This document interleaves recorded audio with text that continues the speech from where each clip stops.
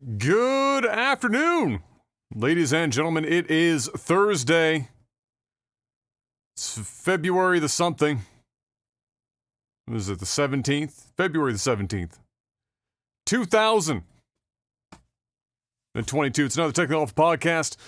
Glad you could join us today. If it's your first time, welcome. Thanks for stopping by. If you're here live or if you're listening for the first time somewhere else, appreciate it. We talk about video games, movies, television. Dave, the guy that was at the sex shop, he comes up once in a while. And apparently once a year at that shop. Once a year. It's like Christmas. It's the Christmas time for Dave. Walks in the store, he buys up everything. Everyone gets excited.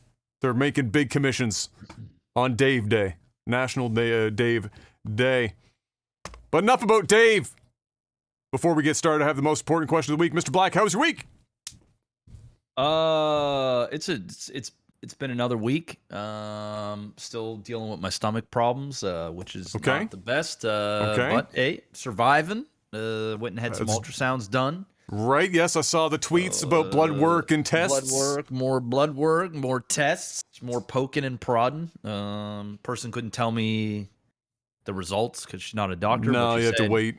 But she said, "Don't stress." I didn't see another organism inside of you. Yeah.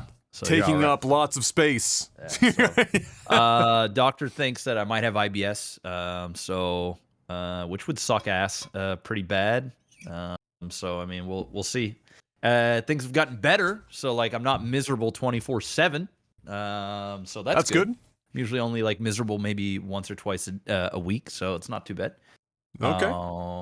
Outside of that, just been chilling, man. Getting ready for Vegas, which is going to be happening in less than 2 weeks, so I'm pretty fucking pumped. My son is turning 3 years old. That's weird because it means that we're well over 2 years since I have last seen him. Yes. In person, anyway. Yeah, when you see him again, he's going to be like... up to my knee. Yeah, pretty much. Pretty much. So we got a birthday coming. My dad turned 60 next week as well. Right.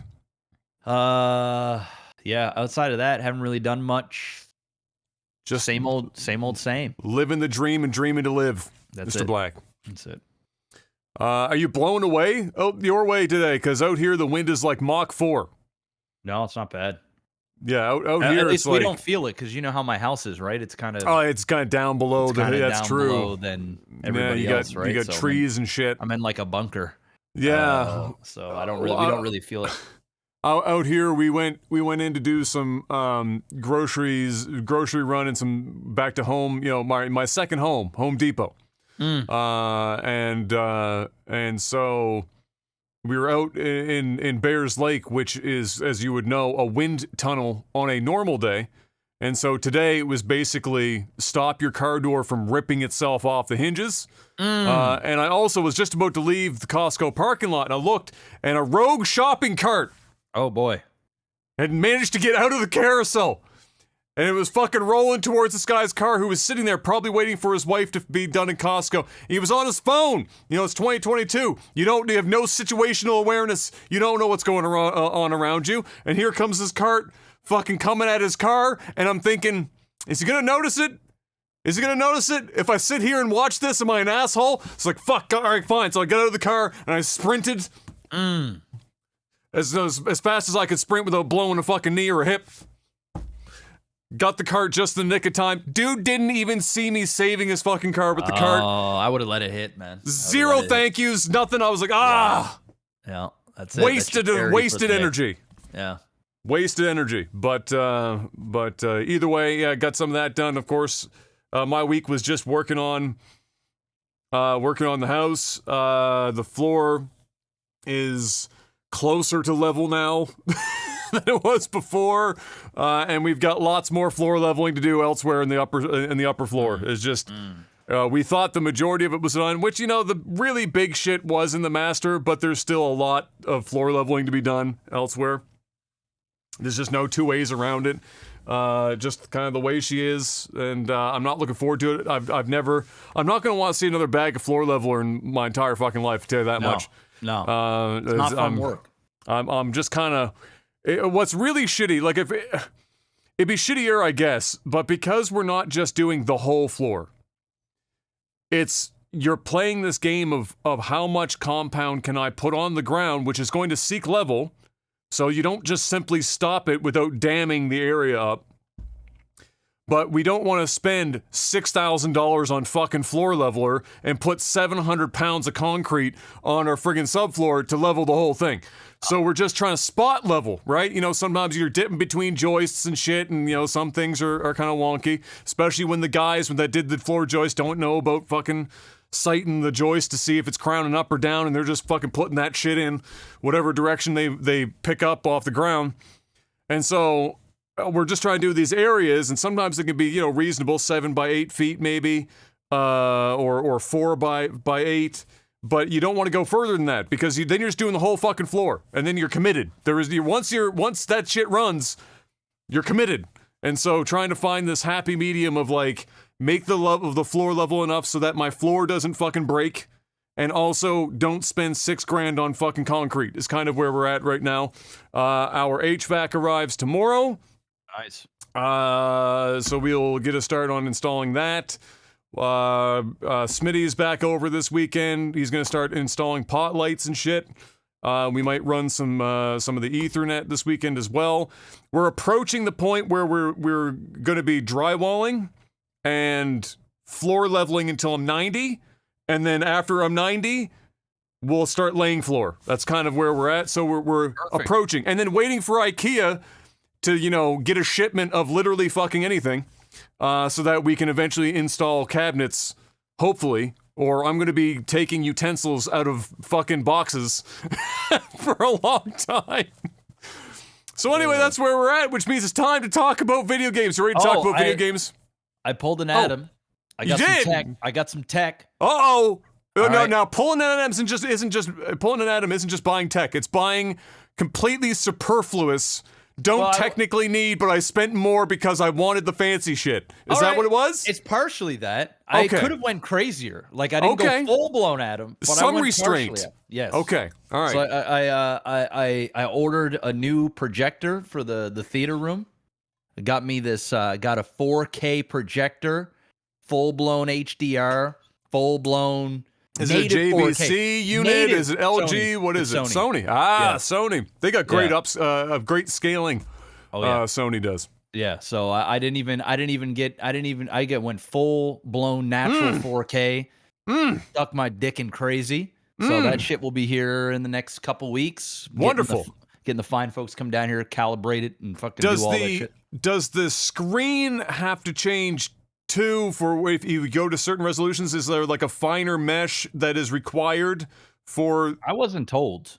No, I wasn't. Because I know some people use it literally on almost a white nothing. wall, right? Yeah. Some people like use the shit on a wall. You can, but probably if I'm spending $4,000 on it, it's a lot more than $4,000.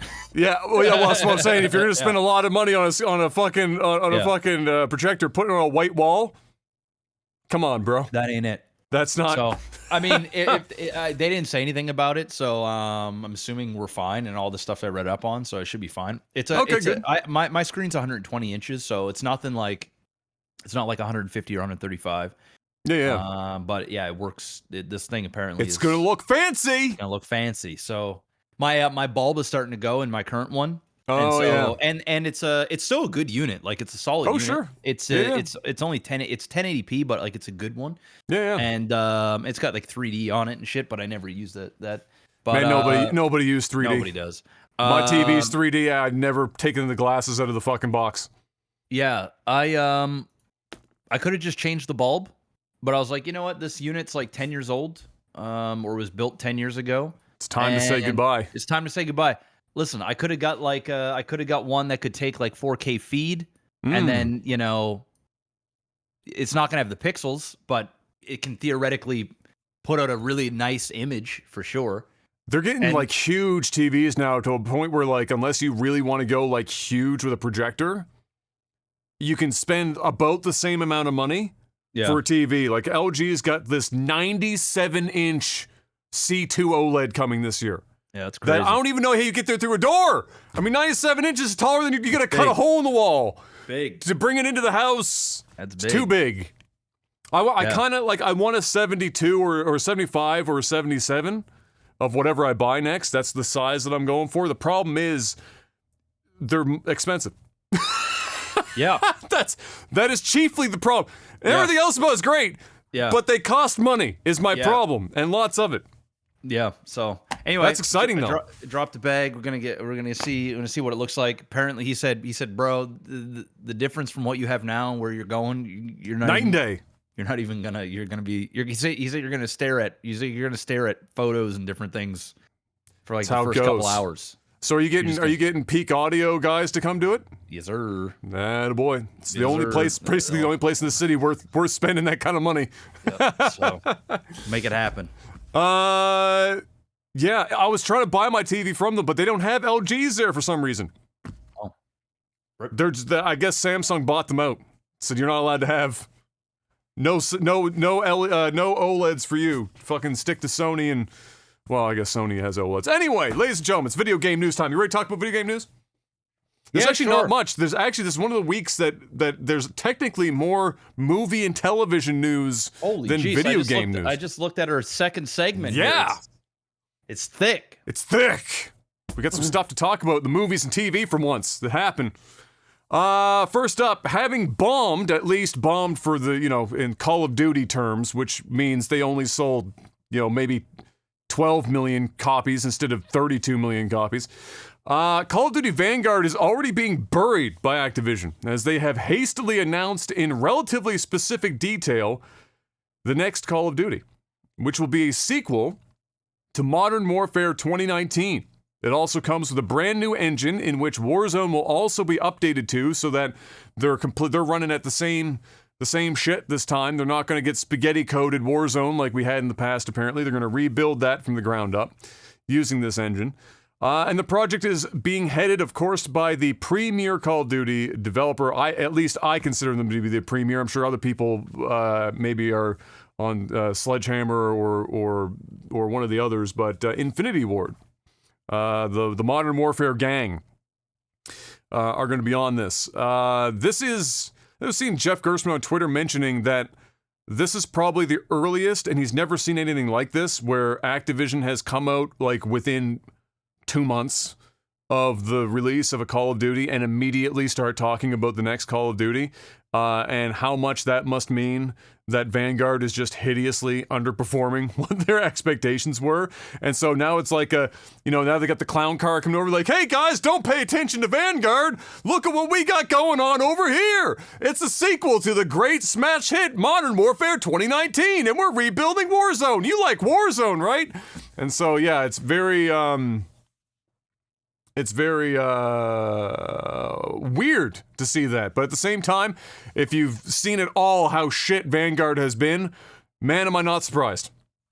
That game was rough by everyone's standards. Nobody is coming to bat for Vanguard. So there you go. Just a little bit of an oddity there. I don't have a date for when that's coming, but it's Call of Duty. So the answer is within the calendar year.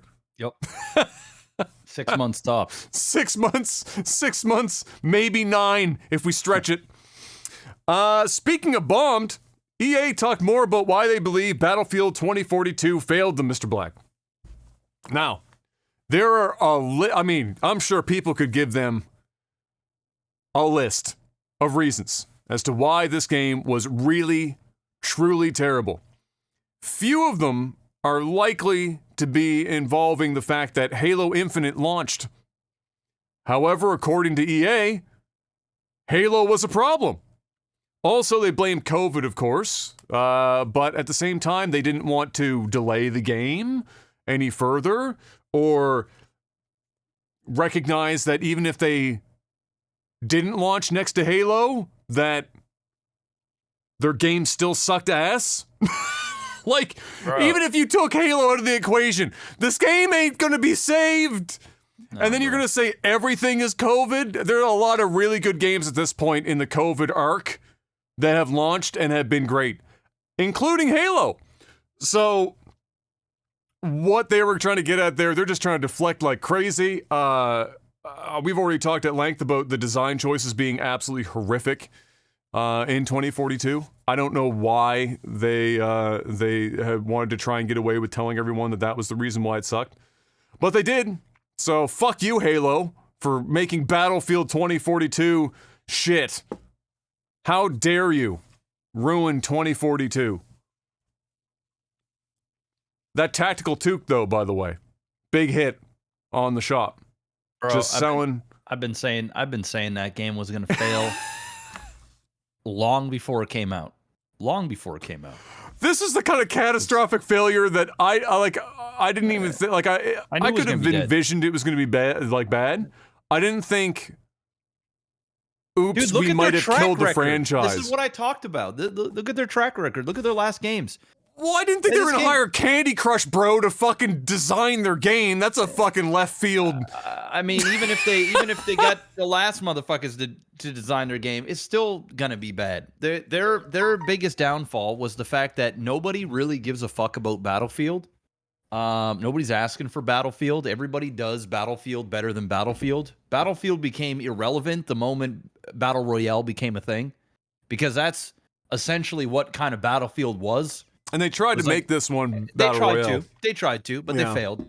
And where they ultimately failed the worst was the price. They didn't make it free to play, and the game wasn't good. You combine those two things, and then you've got Halo. Yeah, Halo was a part of the problem, but it wasn't the be-all, end-all. If Halo got pushed back another 6 months, and this game had free reign for a good solid 3 months, wouldn't have changed anything. It might have got a small bump. Small. Like, we're talking maybe a 5% uptick of the people that would have been playing Halo may have tried out Battlefield. And now, then left. if it was free to play, they might have had a 30-40% increase. Even with Halo being released, they probably would have got maybe up to 50% more of players to at least try their game. At the bare minimum, try it. I think that's even being conservative, because I would have tried it even if it was free to play. I could just fucking download it, play it, say, "Oh, this game sucks ass," uninstall it, move on with my life. But the fact is, it was a full-blown, full-price game with no campaign, and the game zero campaign. I mean, what are you doing?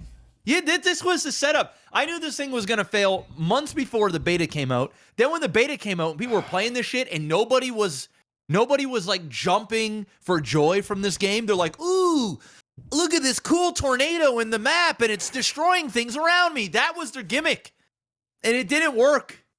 It looked cool, but like the moment you play it, nobody was saying good things about it. Battlefield's dead. They're gonna come out with another one. This is gonna happen again. They're gonna learn from their lesson, and they're gonna make it free to play, and it's gonna crash and burn, because people have been burned by Battlefield too many times. It was just like Halo. Halo had this chance. This was Halo's chance, and they didn't drop the ball. No, I mean, think about it again. They didn't drop the ball. Halo managed to release miraculously in a window of time in which its two biggest competitors had their franchise largest fails. Yep. And they kind of fucked it up. Yep. Like Halo ran, it ran well enough that everyone was like, "Oh my god, this game runs perfectly," because they're so used to everything being broken. Yep. But now we're on the other side of Christmas break. People have played it for a while. Now the honeymoon phase is over. Yep. And Halo's coming out. They talked about, actually I didn't put it here, but Halo talked about, the boys talked about, the connection issues and the desync, and explain to people what desync is. And at the end of the day, I appreciate that they explained what desync is and how it happens and what it means. But the fact of the matter is, there are lots of video games in your exact genre in which people do not note. It might be there, but the trick is, you don't notice it. That's the trick. Nobody gives a fuck if you can explain to us why desync happens. What people care about is that it's either not there, or you're better at masking it so that they're not thinking about it and blaming it every 5 fucking seconds, which they have not done well and continue to not do well.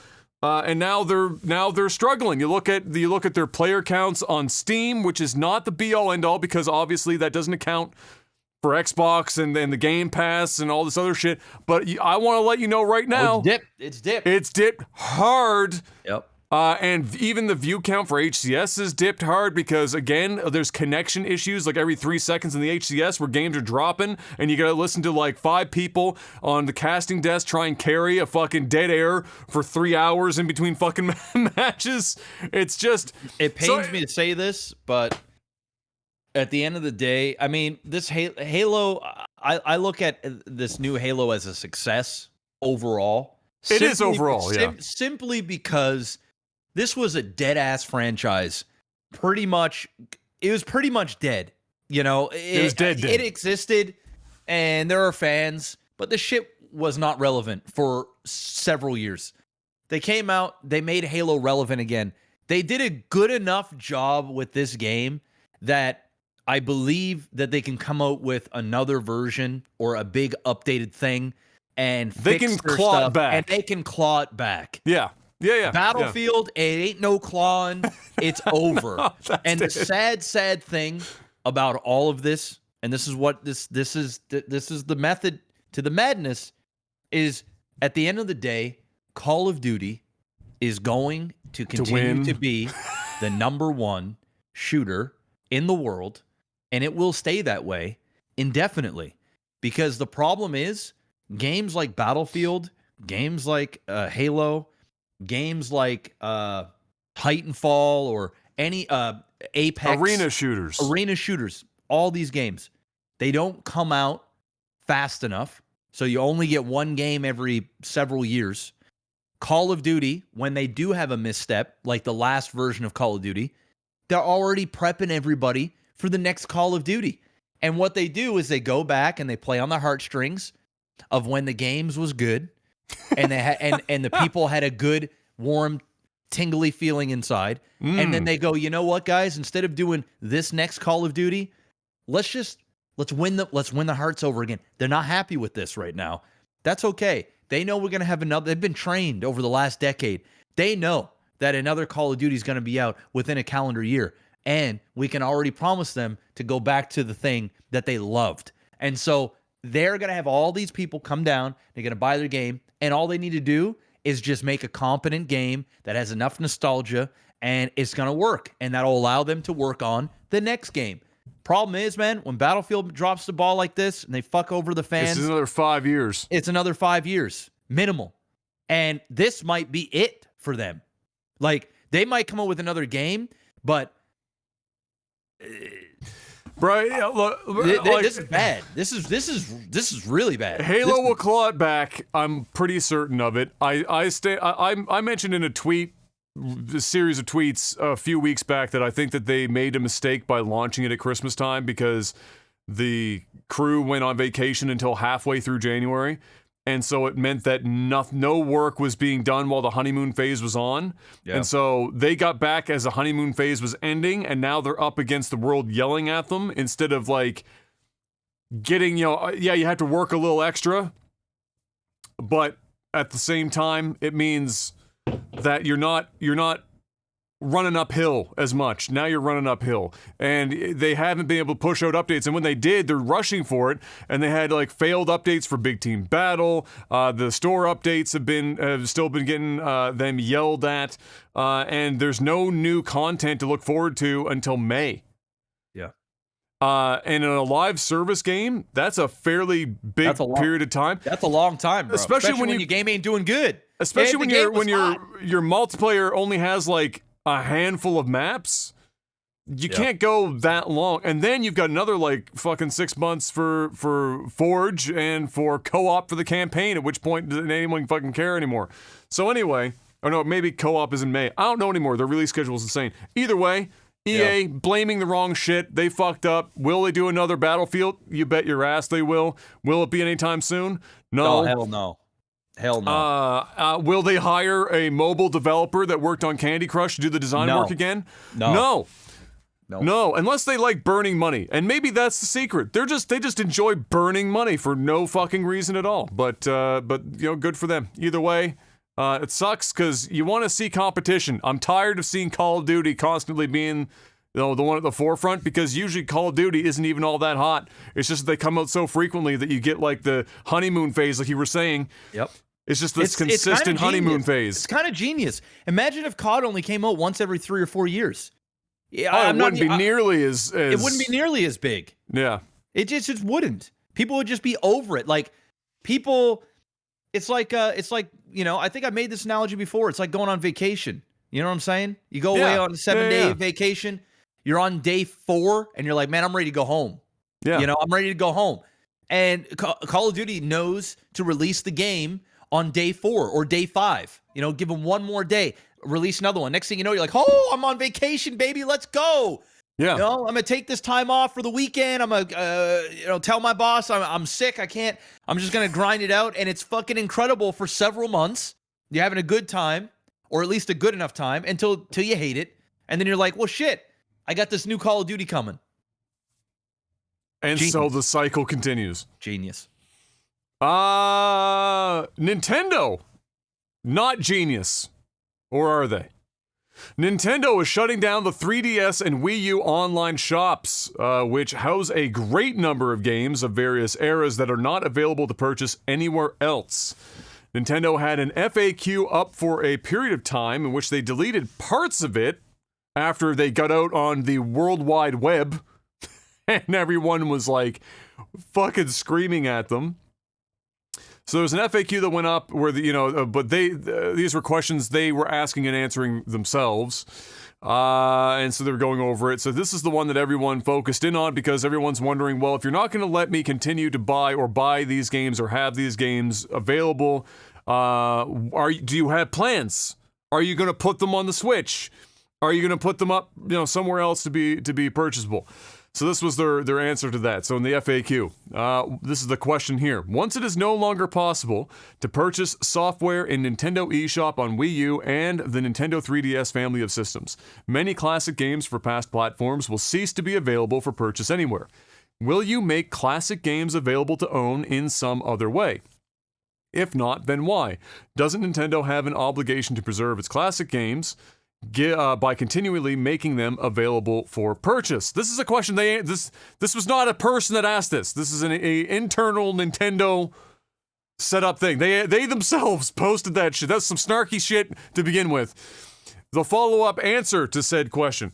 Across our Nintendo Switch Online membership plans, over 130 classic games are currently available in growing libraries for various legacy systems. The games are often enhanced with new features such as online play. We think this is an effective way to make classic content easily available to a broad range of players. Within these libraries, new and longtime players can not only find games they remember or have heard about, but other fun games they might not have thought to seek out otherwise. We currently have no plans to offer classic content in other ways. So basically, according to them, having the content available on the platforms in the first place is not an effective way to distribute said games, which is already a fucking stupid statement to make. What this really boils down to is what Nintendo have been shifting towards that I've called the Nintendo Vault. It's like the Disney Vault for Nintendo, where they take all of their shit off of platforms, and they've done this in the past. I think one of the best examples, or one of the is Donkey Kong. I think it was Donkey Kong Country Tropical Freeze, where they pulled it off when they were going to put it on the Switch. I think it was the Switch. They pulled it off of the shop for the Wii U entirely, so you couldn't buy it anymore. So that the only place you could buy it was on the Switch, where it cost full price instead of the lower price that it was on the Wii U. So they're in the business, as we've seen multiple times, of reselling their old games at full price with almost no changes whatsoever. It's the Nintendo way. And people do it because the Nintendo fans blow Nintendo all the time. Nintendo could literally kill their dog, and they'll be like, yes, Nintendo, please, more. He deserved it. He deserved it. You did the right thing. Thank you for killing my dog, Nintendo. It's not actually something that Nintendo has done, just full disclosure. They're very litigious, Mr. Black. Gotta be careful around these parts. But Nintendo Certainly one for putting shit in the vault. And this is what they're saying. They're saying, look, we have this online service. We know that our online service sucks massive dick, and nobody should probably spend money on it. So we're looking for ways to make it even remotely appetizing for people to spend money on our online service. One of these solutions to this is to put a bunch of shit that doesn't need to be in a vault and periodically bring a couple of them out that we can update our service on every month, so we can slow trickle this bitch to make it look like we're constantly updating these games, even though half of them are broken when we put them on the online emulated service, and continue to have people pay for them in perpetuity. It's the new Nintendo way. And so that's basically what they're saying. So they deleted this question off the Q&A, by the way, after it had been picked up and started circulating.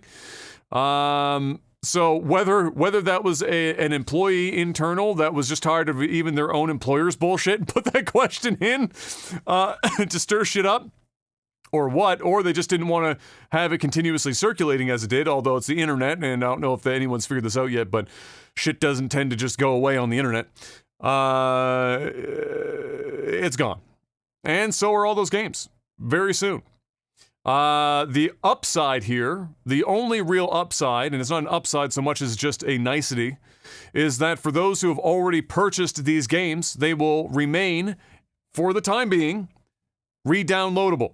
So if you have them off the system and you want to go back and download the ones you've already purchased, that will continue to be the case for what Nintendo called the foreseeable future, which means at some random date we're just gonna stop that shit. Well, what they're doing right now is they're saying, "Hey guys, go to the store and buy all the shit right now because it's eventually going. We don't know when, but What's just happening? FOMO your way over there right now and buy all of the things because it's going." Nintendo knows what it's doing. Into the vault with you. So there you go. It's just a shitty thing. Am I somebody that's like beat up about it because because I'm not in that category. I don't play games on those platforms. But you know what? We know statistically a shitload of people are playing those games on those platforms. So and continuing to buy stuff through them. So it is a bit shitty, but it's also Nintendo. It's not fucking shocking.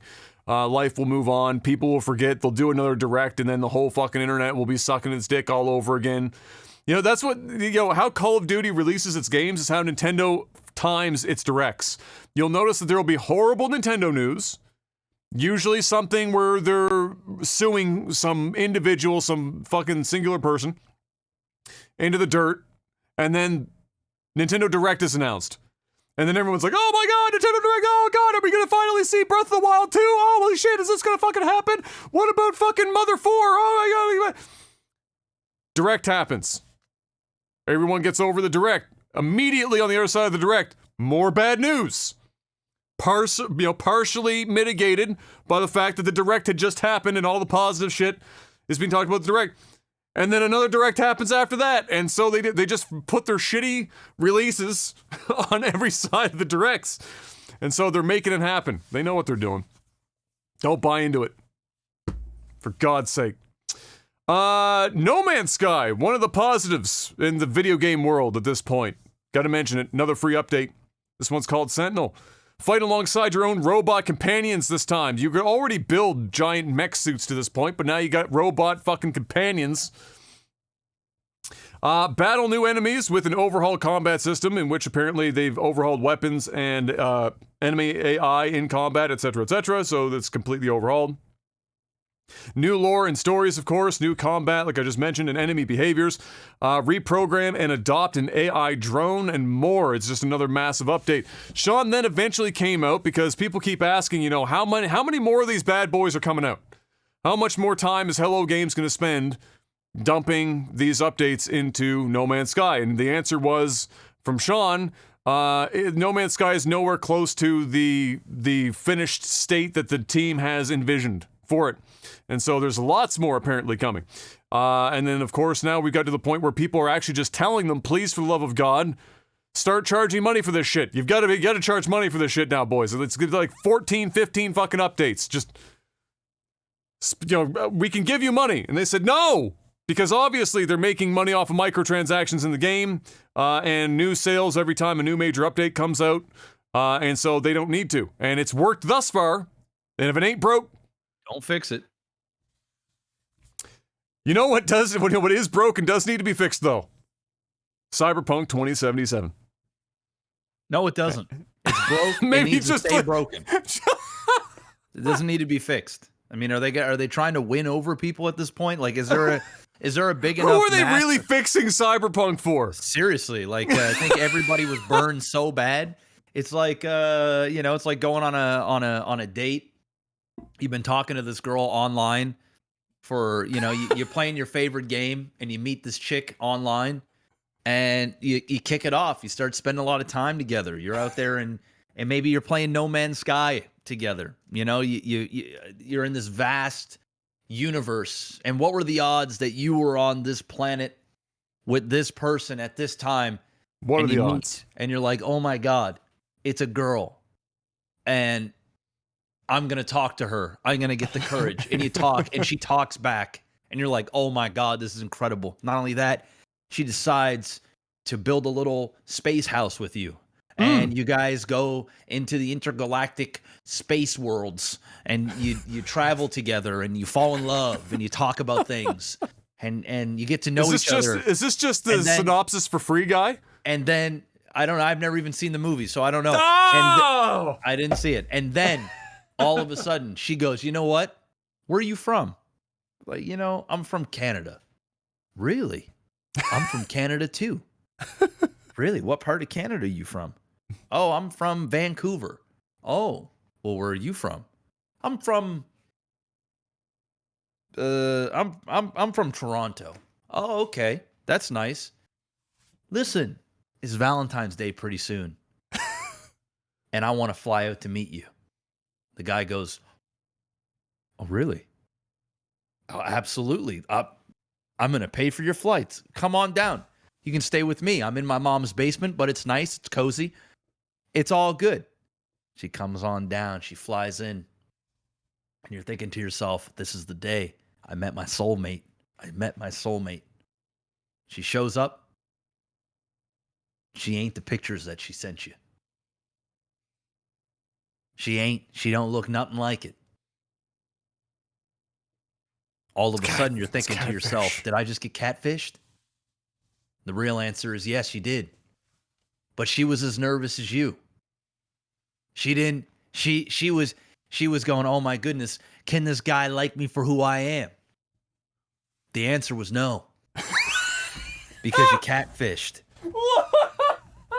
Maybe if you were upfront and honest in the beginning, but there's that deceit. There's that lie. And in the back of your mind, you're thinking, what else is she lying about? You need to go back to Van City. You don't belong here. My mom doesn't want to meet you. You hurt my feelings. You broke my heart. My mom told me to tell you to go back. Justin Bieber wrote a song about this. Yes. And now she's back in Van City. My mama don't like you and she likes everyone. Exactly. And she's back in Van City. And she's working on her. She's trying to improve herself. She's thinking, man, this is just patch 1.1. I'm starting to hit the gym.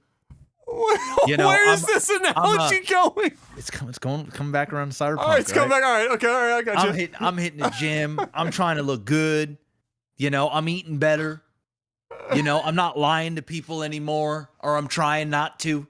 I'm doing all these things. I'm trying to become a better person so that when I fly back down to Toronto to see my Cyberman, that he's going to be blown away. I can win him over. I can get a second chance. The problem is you were a lie. The damage is done, Cyberpunk. Fool me once. Shame on you. Fool me twice. Shame on me. There ain't nothing you can do. I don't care if you looking like Kim Kardashian coming back. You broke my heart. You're a liar. It's over. You're working for nothing. You can't win me over. Cyberpunk, who are you winning over? It's over. It's done. No, but seriously, who the fuck are they fixing this game for? Nobody. The damage is done. Everybody was in love with this game. They were on that space galactic adventure together. All of those little videos and the fucking surprises, and we got this and we got that, and these promises. And then when they flew in, it was nothing. It was nothing like you ordered. Nothing like you were told. And the damage is irrevocable. The damage is... That word needed a patch. The damage has been dealt. You ain't coming back from it. It's irreversible? Irreversible. That's the word I'm looking for. And it's irrevocable.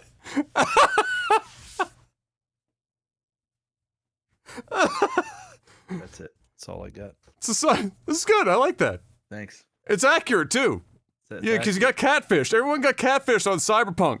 They brought Keanu Reeves on stage for that shit. Genius.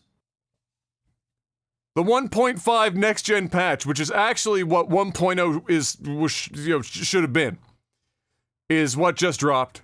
It does some stuff. It has ray tracing so that your console can run the game at 30 FPS. And wow. They, the quality of life, and they fixed some stuff up, and it's probably closer to what it should have been if the heads at CDPR listened to their employees when they said, we need to delay this game again. And they said, no, you don't. No, we're going to launch it. It's gone double gold, boys. We're launching. It's going out. Keanu said so. We already put Keanu on stage. We can't go back now. We ain't going back. So there you go. Don't worry, we'll patch it. We'll patch it. In fact, we're going to patch it so hard that we're going to hope that everyone forgets that by this time we were supposed to have free DLC to make up for the fact that we were patching it and delaying it so heavily before. Dude, when did this game come out? What year did this come out? In 2020? Just before Jesus came back. So 2019? So 2019. I don't know. I don't know when it was. It was before COVID. I think it's 2019. So if it's 2019, it's crazy as it sounds. This game still ain't ready. It's 2022. This game technically still ain't ready. No. And they're not. And they're not. I don't think they're going to be putting out free updates like No Man's Sky. No, it's over. This game is dead. This game is dead. Super dead. Bye-bye. Atlas. That's a company. They opened up a hilariously sketchy-sounding teaser website for a Soul Hackers game that I believe is a part of the Devil Summoners line of games. The countdown ends February 21st for those of you who are interested in that series. And that's all I got for video game news. That's the show. February's a crazy month. I'm missing out on all these fucking releases. I haven't played a game in so fucking long.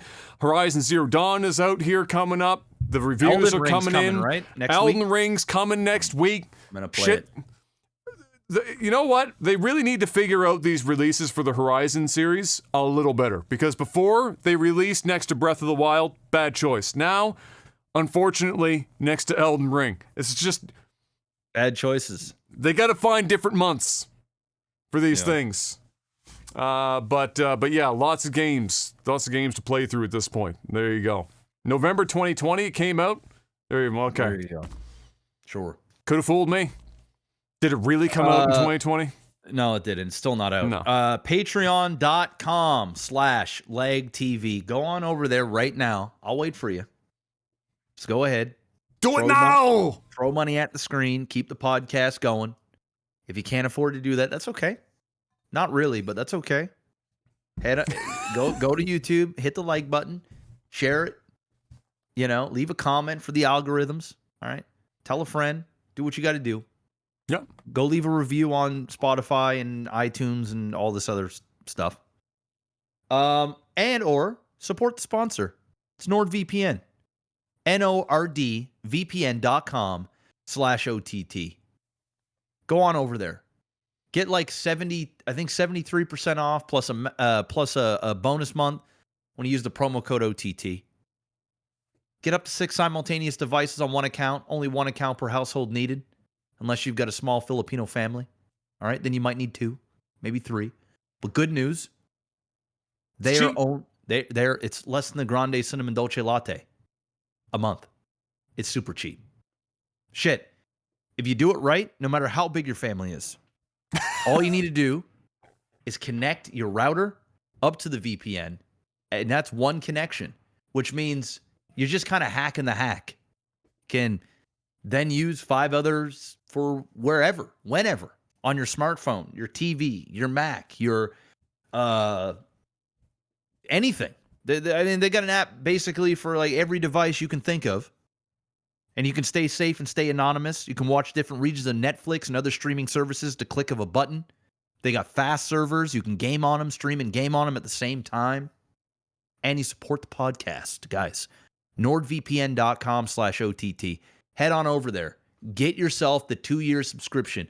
Keep this train going. They're big supporters of the podcast, so go ahead and support them. Whenever you're in the market for a VPN, think Technical Alpha, think OTT, and go and get it. That's it. It's time for Movies and TV. We got a lot to talk about this week, evidently, on the movies and TV segment. First up, Amazon's Lord of the $500 million. Little bit of fire under the feet this week, even though they got, it got the another trailer thing for the Super Bowl and, lots of buzz and mostly positive, but there is a little bit of weirdness going on here that somebody noted in the Discord. For example, Amazon's Lord of the Rings started to get some question marks from fans and this is fans of Lord of the Rings, of course, as they have announced at least 3 to 4 original characters are going to be in this series. So these are not characters that Tolkien himself had penned, who will be in the show, likely intertwined with Tolkien's characters, of course. There also seems to be a good chance that they're going to be adding romantic takes for Galadriel and Elrond, which, if especially weird, I suppose this would be especially weird if it's between them, given Elrond is technically her son-in-law. It'd be a little fucking weird. This seems a bit silly. This is just me in the notes. Seems a bit silly. Tolkien wrote insane lineage trees. I mean, man was not short on characters and their history. The books on books on books on books. He created one of the most fleshed out universes of all time. Adding characters and changing existing characters seems to be a bit silly for such a property. Now, Peter Jackson took some liberties in the original trilogy. He took a couple that get picked on a little bit. Then in The Hobbit, he took several liberties. He stole the whole fucking Statue of Liberty for The Hobbit, and I watched the trilogy with M over the last couple of days and reminded myself, oh my god, the Hobbit trilogy is fucking bad. They could have made those movies 2 instead of 3 if they cut out all of the really long segments of just slow motion shots of Thorin with wind in his hair. And like soft music in the background, just Thorin just for like 30 fucking seconds at a time. With just soft music in the background, staring blankly. Could have been an entire movie shorter. And that's not to say anything else about those 3 movies, but nevertheless, I digress. Yeah, with that being said, it is most likely because they never secured rights. This is the weird thing. They never secured rights to the I can never pronounce this fucking thing. Silmarillion, Unfinished Tales, The History of Middle-earth, or, and this is a quote from them, any of those other books. Which is an odd choice to do a show based in the Second Age for Lord of the Rings and not secure the rights to the materials that cover the Second Age.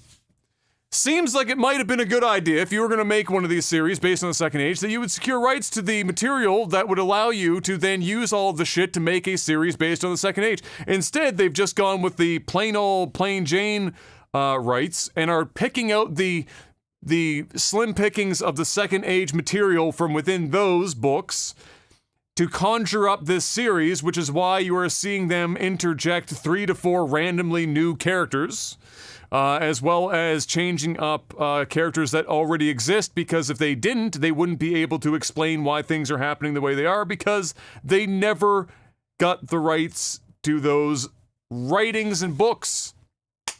So there you go. So this is going to be something. I'm not saying the show is going to be bad. It could probably still very well be very good. Just like some of the liberties that were taken in the original trilogy did not stop the trilogy from being, like we've mentioned on the podcast like 50 times now, the greatest fucking movie trilogy of all time. However, this is particularly egregious and even perhaps beyond Peter Jackson's fuckery. So how do you feel about them dipping in with Tolkien shit? Well, I mean, this might be a hot take, but I'm just going to say it. The only thing that's going to ruin the show for me are the idiots I got to listen to about how the show isn't exactly how they wanted the show to be. All right? I don't give a fuck.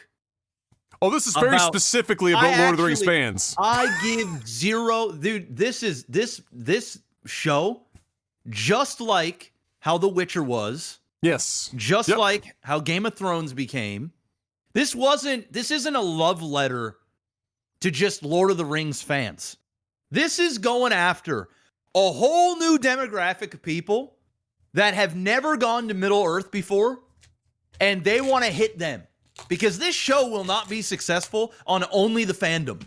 It just won't. They know it. When you're spending $500 million on one season,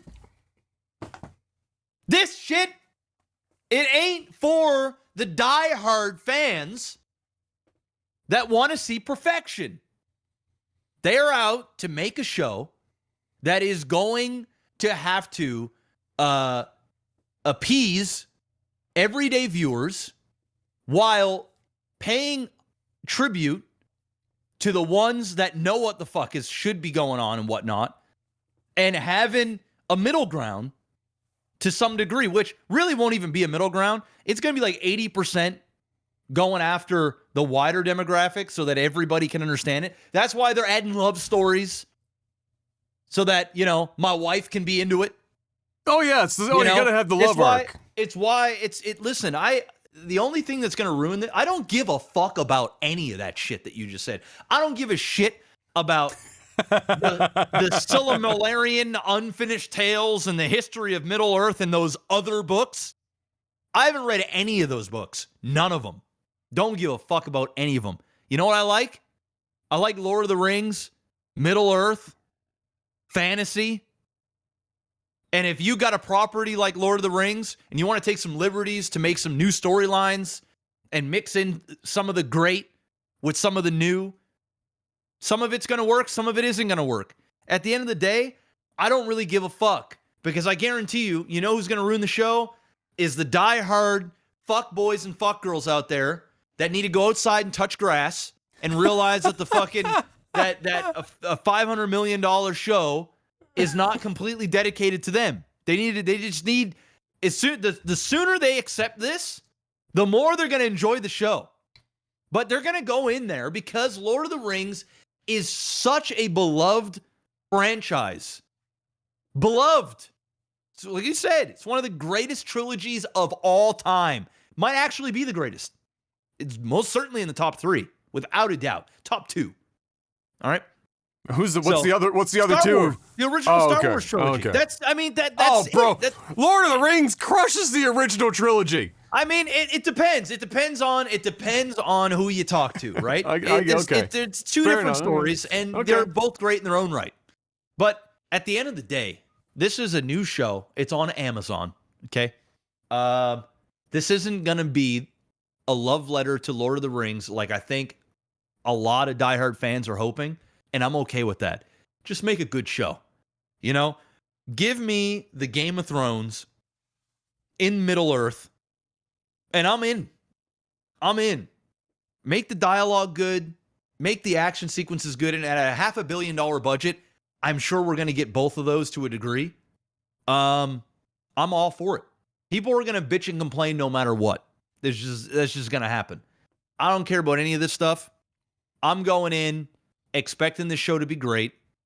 And it helps that I didn't read all these books and I'm not like married to a certain thing in my mind. I mean, shit, even the fourth Matrix, I went in expecting to be disappointed, but I also went in expecting them to change things up for the greater good of the franchise to keep it going, I'm okay with that. They just dropped the ball completely. I don't think these guys are going to do this. This is the first season. We'll see what happens. But that's my hot take. I don't really give a shit. Just make a good show. Please. Yeah. That's all I'm asking. And I don't think care. I don't care about somebody fucking their stepdad. I watched Game of Thrones where siblings were fucking each other on the regular, balls deep. Leaving the nuts hanging out of their sister. I watched like a 9-year-old sucking the tits of the mom for fucking milk. All right? Everybody loved that shit. You think I give a fuck about somebody's stepdad potentially having a romantic fling in Middle Earth? Who gives a shit? I hope everybody's fucking. I hope fucking elves are fucking dwarfs and dwarfs are fucking orcs, and I want to see it all. Just make it compelling. Give me the music. Give me the great cinematography and the awesome action sequences, man. That's all I give a fuck about. Lord of the orgies. Man, give it to me. Lord of the cock ring. Which I believe was how Farouche all started, was a cock ring. That's it. I'm gonna watch it regardless, and I agree with you. I agree. Well, the reason why everyone's gonna get up in arms is because, and you would understand this, is that because Lord of the Rings is arguably the most beloved fictional work of all time, right? I get it. At least in the Western world. So it's going to, like you said, no matter what they did, within reason, it was going to catch heat. Just like Peter Jackson did with the original trilogy, he caught heat for it. He caught even more heat for The Hobbit, but he still caught it even in the original, even though everyone really loves it. It was like, I think it's a matter of, and so where you fall on the spectrum, you're obviously in the don't fucking care about any of the category, just give me Lord of the Rings themed fantasy, right? Make it good. Make it good. So I'm like 80% to that camp. I'm a little bit in the other direction where for me it's like they didn't even attempt to use the source material to tell the story that they're going to tell. I'm sure they attempted, bro. They spent I think they spent over $200 million in just rights.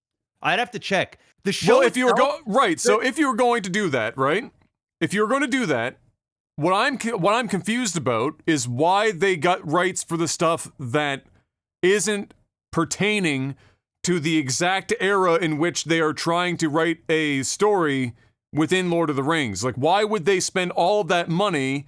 Like, and my assumption, this would be my assumption, I don't know, but because the part of Lord of the Rings that has already made boatloads of money is the one that everyone goes for rights for, right? It's the Lord of the Rings books. It's that specific set of books. The shit that's listed here that goes over the Second Age in more detail, I don't think anyone's ever touched. And I'm trying to envision if they went to the rights holders and asked for that rights, that it would somehow cost more money than the rights that they would have chased down that they got for this. Maybe they just want to do something different. Yeah, maybe they go, listen, man, we want this to be a 10-year show. We want this to go on for a decade. And what we got here is we're going to need to switch shit up. We're going to have to go in a different direction. Maybe we only got enough material here for, 2 seasons, but we want to do 8 seasons. Yeah. So they might have to just say, hey, we're going to spaghetti together our own thing, put a twist on it. As long, what I'm hoping for, because some of the stuff that we list here, it's not like it's set in stone or known quantities yet, is that at the very least, whatever they conjure up for characters that existed in the original trilogy movies and how they were seen there, because I agree with you, I think this is more for the people that, as a body of viewers, is more the group that like us I never read the books, but I love the movies. And so, if it's for that group, then I hope that they don't veer too far off of that path, so that whatever they do here makes sense. That if you go, okay, well, these characters that are in the original trilogy are doing this in this series, and it makes sense because we know what they did in, or how they are as characters in Peter Jackson's original trilogy that everyone has watched, like on the fucking planet that is likely going to be watching this. That's all I'm hoping for. If they're going to take liberties, whatever. I do find it a bit comical that they are creating like 4 characters when like it just for the comedy of the fact that Tolkien has like a bajillion characters with insane backstories and already there, like everything is there for the pickings, and somebody at corporate were like, you know what, or at creative was like, you know what we can do? We can match Tolkien. Fuck it, 4 characters. Let's make some shit up and put it in his world. I think that's a fucking bold move because they know that they're going to get scrutinized the hardest for the shit that they inject into the world that Tolkien created. So that's the line they have to walk. And for me, it's a big gamble when you're spending $500 million. But like you said, it's a gamble that balances the difference between how much fire do we take for making these liberties and how many more people can we reach that we may not have reached if we had not taken said liberties. So I'm like 80% of the way to your camp of fuck it. I just hope it's a good show. Yeah. I hope that, that whatever the characters that are in the original trilogy are in this series do, it lines up relatively decently with the original trilogy that Peter Jackson did, so that it at least has some form of continuity, and beyond that, that's fine. But yeah, all the best to them, $500 million. Don't fuck that up. That's a one mistake rig right there. You don't, it's got to be good on the first time around. This isn't like the $100 million first season and then the $500 million second season. They went straight to $500 million. And so that's going to be a fucking home run for sure. Ryan Reynolds has managed to find a reason to make Mark Ruffalo. I think it was Mark. Is it Mark Ruffalo? Or am I confusing Marks? Yeah, it's Mark Ruffalo. Mark Ruffalo is the Hulk, right? I'm not crazy. Yep. He's managed to find a reason to make him his father. So he wrote a movie in which he casted Mark to be his dad. It's called The Adam Project. I watched the trailer for it. I don't know if you've seen the trailer for it yet. I did. You know what? I sort of get what the movie is about, but I also don't, which I think is probably what they're going for. They're trying to give you just enough of a taste to understand that there's some time travel-y shit going on here, and that, there's obviously this Adam is the center of this and the father to some degree. It looked like another popcorn Ryan Reynolds movie to me, and that's fine. I'll watch them. Like Mr. Black will watch Dwayne "The Rock" Johnson in every single movie on Earth, almost by default. I will watch just about any Ryan Reynolds film by default because it's usually entertaining at the very least. It might not be the best written thing on the earth, although it's obviously not shit either most of the time. And he always makes me laugh at least once. And if I can watch a movie and laugh once at this point, it's a low bar, but I'm in. So there you go, Project Adam. What else do we have here? MoviePass. Remember that relic from way back in the before times? It's back, isn't it? It's coming. Well, it's trying. So somebody grabbed the shovel and dug this bitch out the ground and said, you know what? We can totally do this. Get this shit into the lab. Let's hook this bitch up, get the lightning struck, bring it back to life, and try again. MoviePass is making another attempt at not dying as a company, this time with new technology that uses your camera's facial recognition capabilities, and by that I mean your phone, which is really a camera that can take phone calls, but you know what I mean when I say your camera, it's your phone's camera. It's facial recognition capabilities to ensure that you're attentively watching the advertisements that reward you with movies. If the app notices that you are looking away, it will pause the ad and wait for you to look again. That's the thing.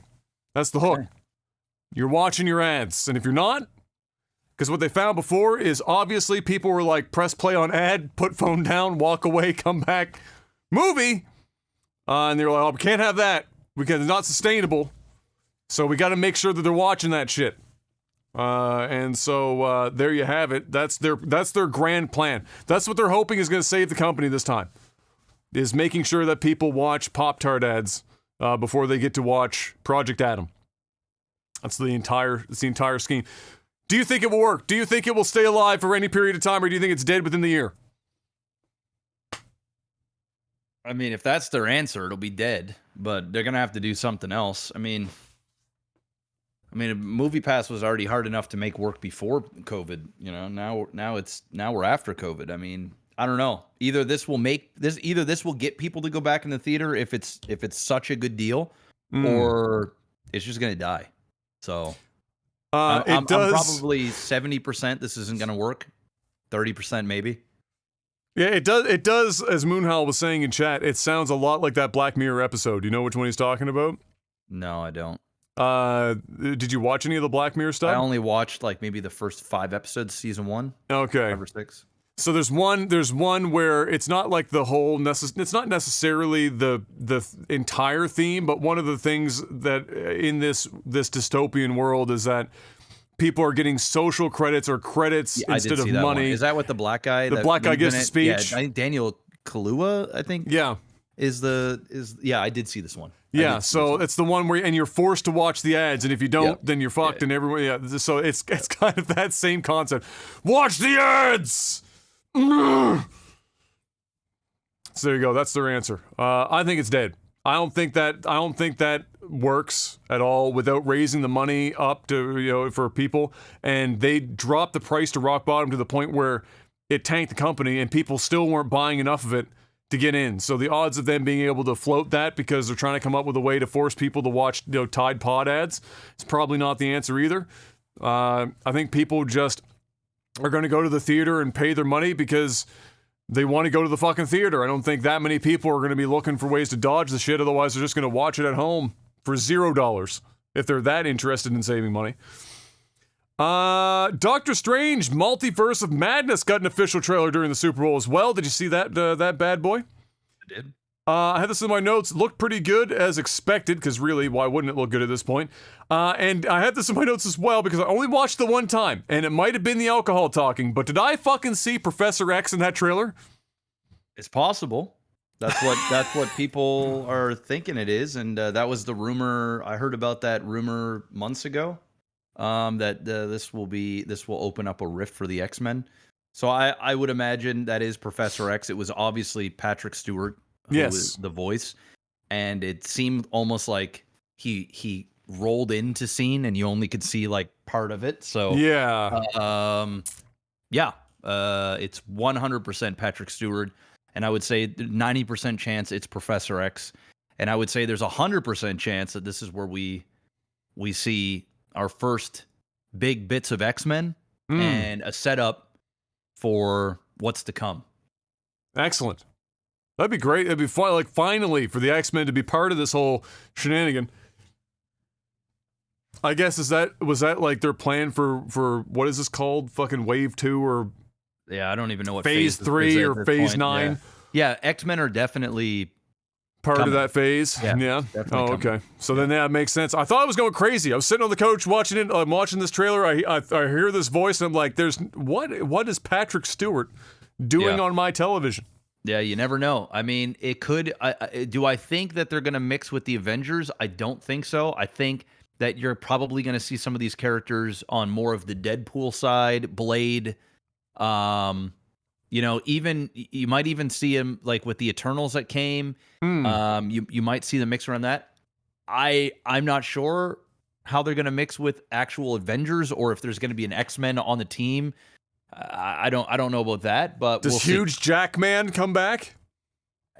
It's possible. I mean, it's very possible. It's very possible. Like, I think we're gonna get another Wolverine. Do we get a torch passing maybe then with this? Yeah. With this well, one? I mean, I think we might see Hugh Jackman one more time as Wolverine to get everybody in theaters and to pass the torch to a new Wolverine, maybe in a different universe or whatever. Old Wolverine passes to young Wolverine. Yeah. But you never know. Who knows? All right. What else we got here? Moon Knight, of course, also got the trailer during.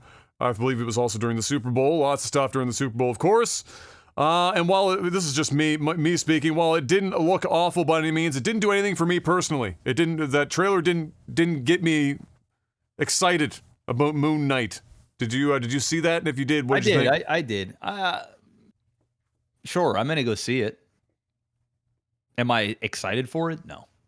Yeah, but just kind of look just kind of. Maybe the trailer did it dirty, but it just kind of looked super middling, even for Marvel properties. Like, it looked incredibly kind of middling.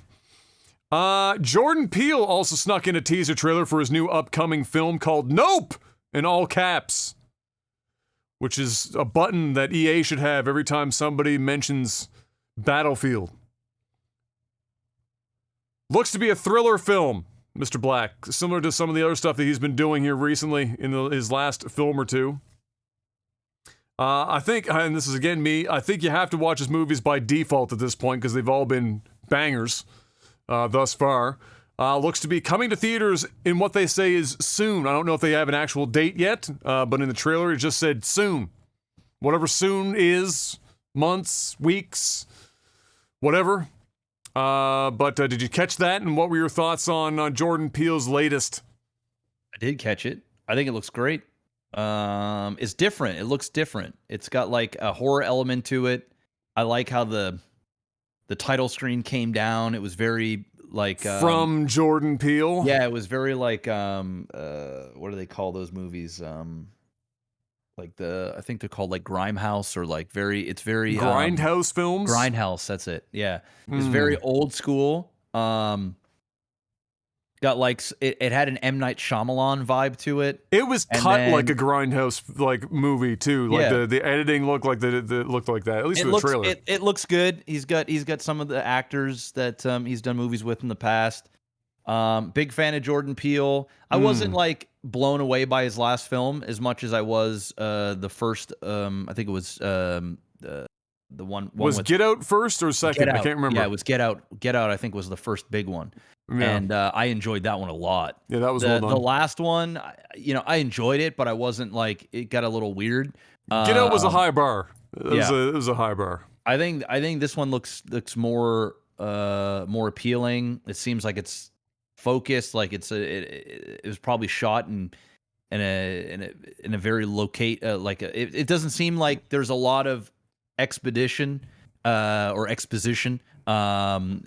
the movie. So I like that. I like movies that are visual storytelling. Yeah, I like character driven film that is just like almost closed in and claustrophobic, and this was doing it for me. And there's a lot of mystery here, so you don't know. It has maybe something to do with aliens. I have no idea, but I'm in on this one. This one. It does look very good, and like you said, different is definitely the word I would use. All of his films have been, I guess I would classify all of his films as different.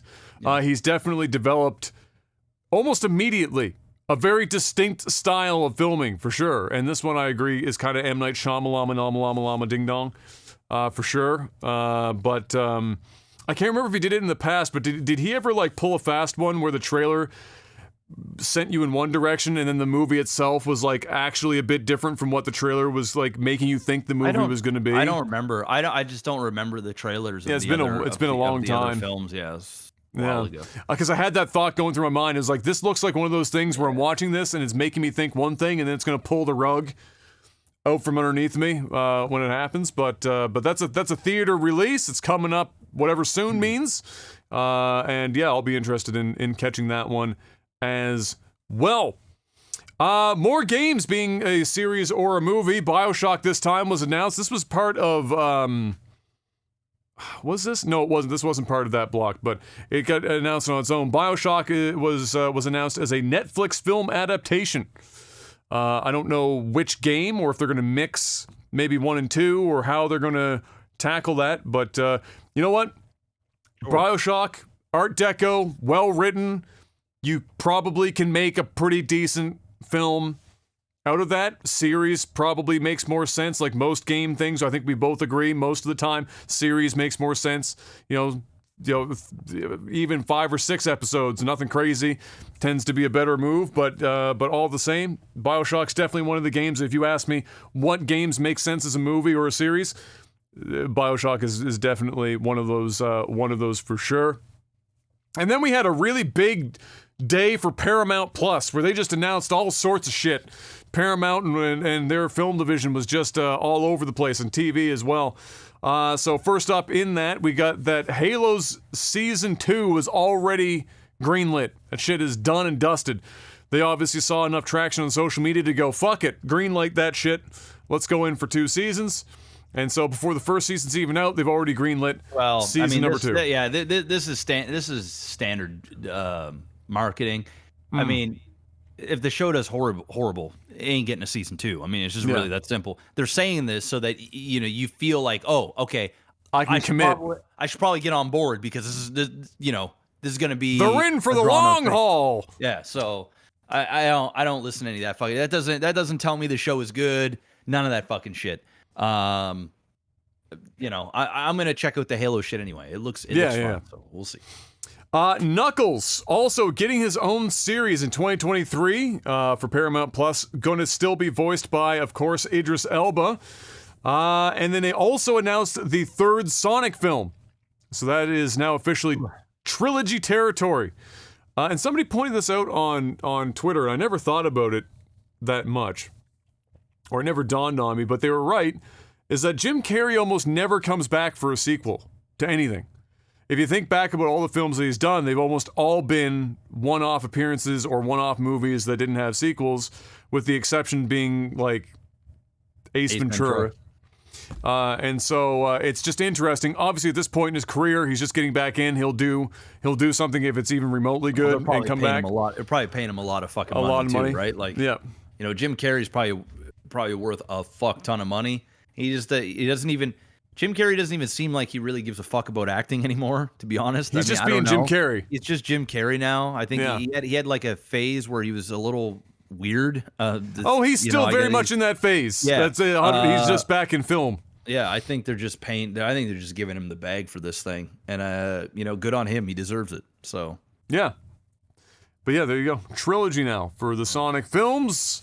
And what else was there? I think there was one more thing. Oh, and they announced that they're likely doing a fourth Star Trek movie with the cast of the previous three. So that's your Chris Pine and the accoutrement, minus the unfortunate loss of the young man that played Chekhov because he passed away I guess it's been several years now. It doesn't feel like it's been several years, but it's been quite a period of time now. So I don't know if that means, I guess they're going to be recasting Chekhov. Clearly he's too main of a character not to be there. But fourth one. And you know what? Some people poo-poo those Star Trek films. I love watching all of them. They're a great popcorn movie. They look good. They sound good. They do a really good job of the set pieces for, making things look very Star Trek in the old Star Trek, but modernized. I think they did a great job with it, and I would totally watch a fourth Star Trek film without question.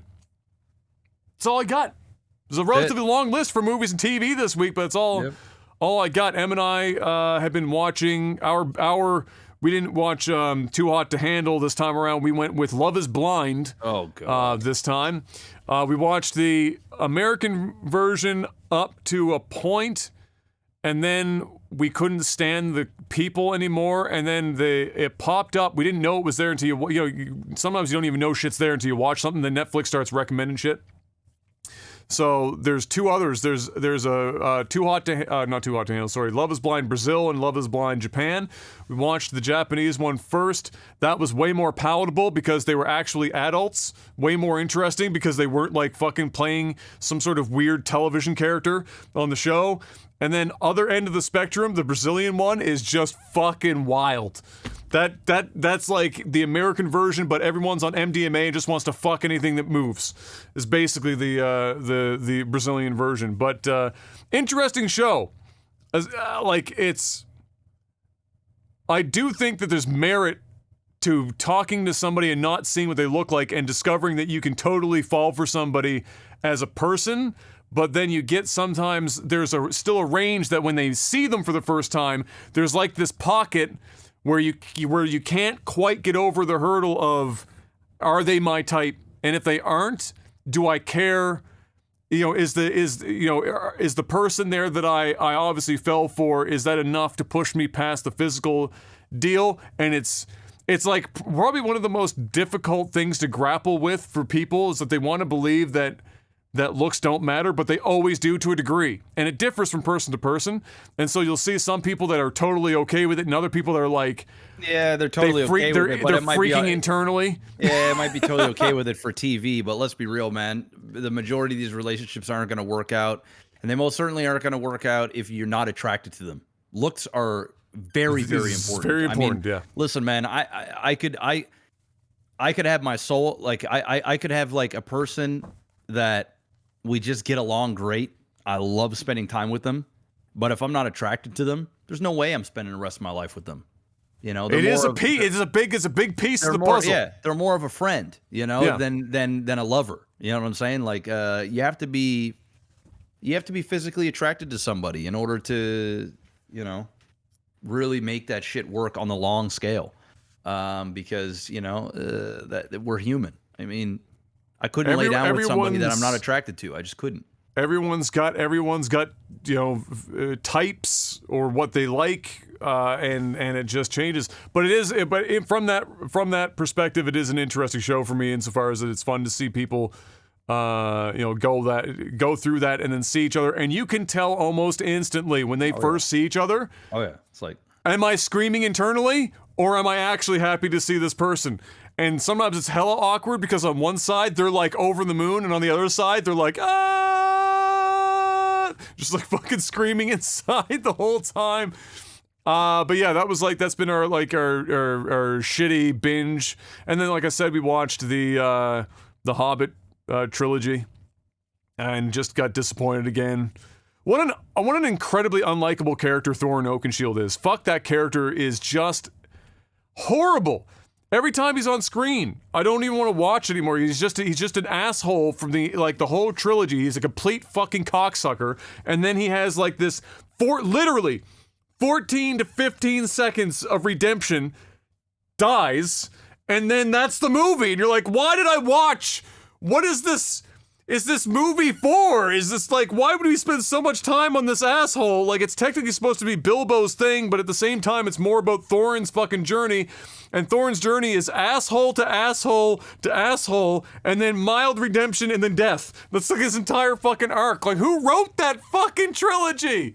You're insane. Anyway, watch those. That's been it. Did you guys watch anything fun last week? I mean, we finished Boba Fett, and that's pretty much it. I think we're gonna start Peacemaker. I might start that tonight. Oh right, yes, that's gotten great reviews by most people. Yeah, and the Suicide Squad with him in it was awesome. So, still weird seeing him with hair. Yeah, it is a little weird, but whatever. So used to seeing him without hair, now that he's grown that shit out, it's like, fuck. Yeah. So yeah, it's pretty much all we watched. We watched a movie called Coda. I feel like I've watched that. It's about a girl that has got a deaf family. You probably haven't seen it. As soon as you said it, my brain went. Bleh! So I like it. Continue the synopsis. What is it? A girl, high school girl, born in a deaf family. Her brother's deaf. Her father's deaf. Her mother's deaf, and she wants to become a singer. And so it's a journey of, you know. Okay, because, I haven't seen it, but I've heard of it. It's good. It's good. It's a character story. It's about like her family really depends on her because she's the only one that can speak, and they have business and stuff that's going on, but she also wants to follow her own passions and do her own thing. But yeah, it's a good movie. I think you'd like it. I know, you know, M would probably enjoy it too. It's definitely worth checking out. So yeah, that was up for a few Oscars, so I was like, I'll check this out, and enjoyed that. And then that's pretty much it. That's all we watched. Boba Fett was like 5 or a 6 out of 10. I didn't enjoy it, to be honest. I thought it was a pretty mediocre show. It existed to give us a few extra bonus episodes of The Mandalorian. That's pretty much it. I will say I really did enjoy the main villain, the guy, the blue dude. Yep. Don't even know his name. I forget it at this point. I'm literally the worst person with movie names and shit. Yeah. I really enjoyed his voice and the cosmetic work that they did with him, because it was like it was practical, but it almost looked CGI as well. Like it was a Cad Bane. That's it. Okay. I thought he was great. It felt very Western like. I think that was the best character I've seen come out of Star Wars since Kylo Ren. I really, really enjoyed that character a lot. Wish we could have seen more of him, but it is what it is.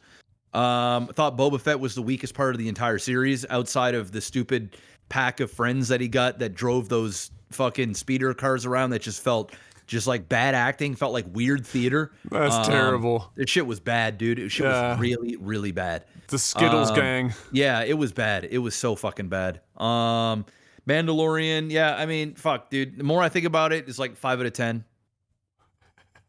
It's 5 out of 10. If you took the Mandalorian bonus episodes out, what is it? 2. I wouldn't have watched it. I wouldn't have finished it. I wouldn't have finished it. It was like nothing. Like, what was the point of that story? That's what I said last week. I was like, you got Boba Fett here. What are you doing? What are you doing? And then you know, spoiler alert, guys. I don't give a fuck. And then don't watch the it end, anyway. Yeah, it's towards the end. He's like, you know, they finally get what they want, and he's like, I don't know if we can do this, guys. Like, you know, I don't think we can do this. Like, dude, then what the fuck? What the fuck was all this for anyway, dude? It's just so. It's like a whole lot of nothing happened throughout that entire thing. It was more so more character progression for the Mandalorian than it was for Boba Fett. It's just bad. Anyway, that's that. And that's it. That's all we watched. Wonderful. Well, that means it's time for something that I totally forgot to post. Which means we're going to take questions from the chat today. Because I forgot to post and I only thought about it right now. Ladies and gentlemen, you get a freebie this week. This is only the second time in the history of this podcast that I forgot to post that shit. So guess what? It's a freebie. Right now, on the fly, we will take a couple of questions to answer. We'll give you a moment. This is your time. This is your moment. Do you know the Muffin Man? I did once. I don't know him anymore. Don't know him anymore. Just once. Great. He changed. Well, so many questions in here. When are you gonna get a flat cap, Adam? What exactly is a flat cap? Flat cap, like I posted on Twitter the other day, where I said the white balding male urge to just buy one of these and wear them all the time. It's a flat cap. It's like the you know, kind of very British flat cap. Like it's literally a flat cap. Oh, I think I know what you're talking about. And it got a little snap button. Yeah, snap button up front. I had one of those. I made that joke. I was like, it's like every balding white dude fucking just inevitably ends up wearing a flat cap 24 hours a day. I'm nowhere near wearing one. The joke just came into my mind, and I was like, oh, 3 people will find that entertaining. Posted that shit. The answer is not anytime soon. I can tell you that much. What are your grade 5 crushes doing today? Holy shit, there's a question. I have to be honest, I didn't have a crush in grade 5. If I had to choose one, I could maybe come up with one. As for what she's doing, I think she's still here in the city, but I don't know what she's doing for work. I think she's in like, I think the last time I was like, she was in something with fucking advertising or some shit. But nothing exciting in that regard. Old girlfriends and stuff are all mostly still here doing various things, either real estate or otherwise. When is Kai starting to play with Legos, Mr. Black? Probably not anytime soon. He's still into like cars and more cars and more cars. Too small to play with too. Yeah. Wait a little longer. Yeah, he's just turning 3, so probably another year or 2. He might start. He's got like he's got building blocks, but they're much bigger than little tiny Legos.